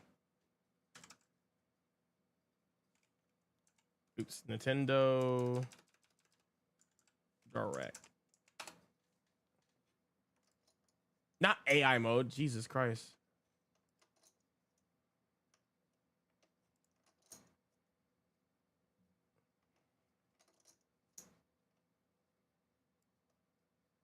This is our time right here. Wait, is it 10 a.m.? Somebody told me 9 o'clock. Oh, it's 10 a.m. Ooh, I may not be able to watch this. 90 minutes? Oh, 90 minutes of Nintendo Treehouse. 50 minutes. Ooh. I'm going to be... I can do this, but I'm going to be late. So I'm going to have to watch this in my work clothes. I thought it was going to be 9. Oh. Well, look at that.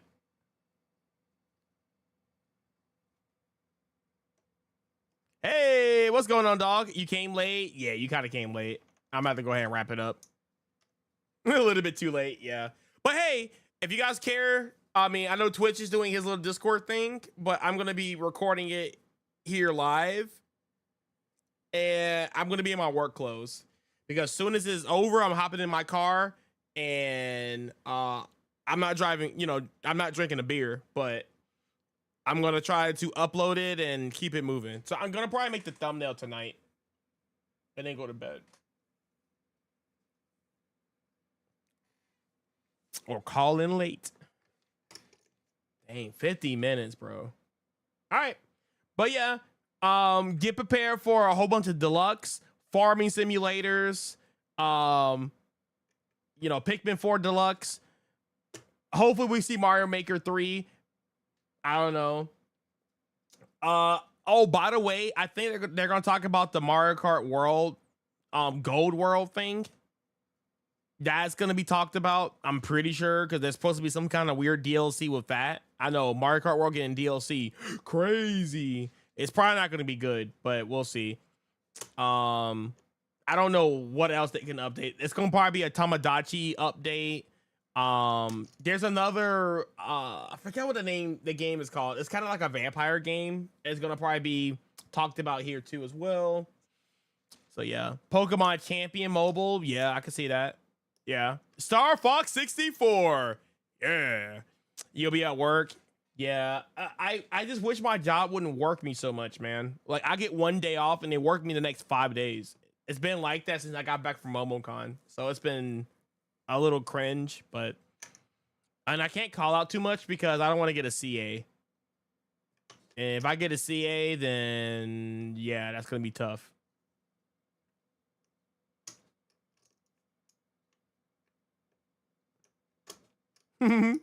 But by the way, guys, I know Star Fox 64 is going to be probably most likely viewed as hated, but I will be playing that game.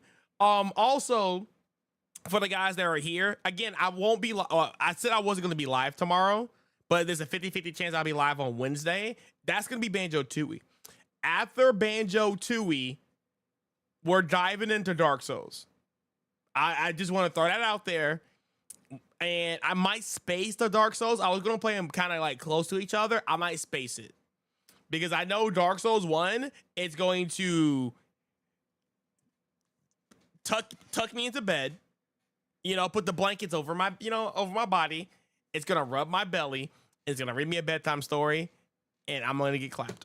I mean, this is what it is. But first Souls game, I don't want any help. I'm going to try to see what happens.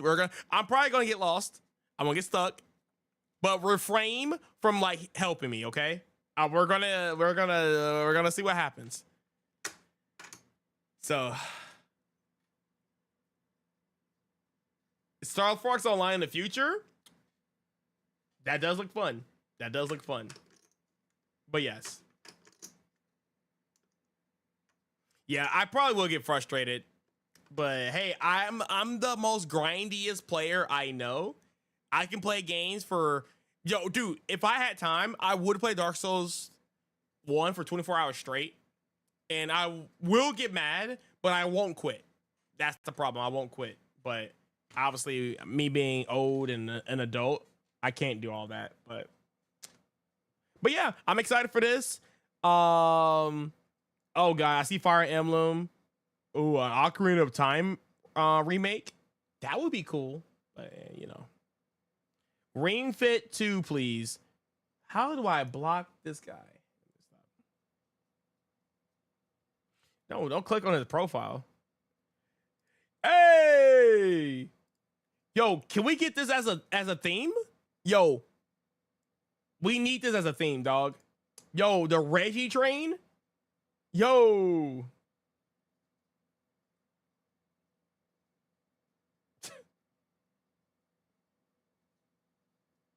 But anyway, all right.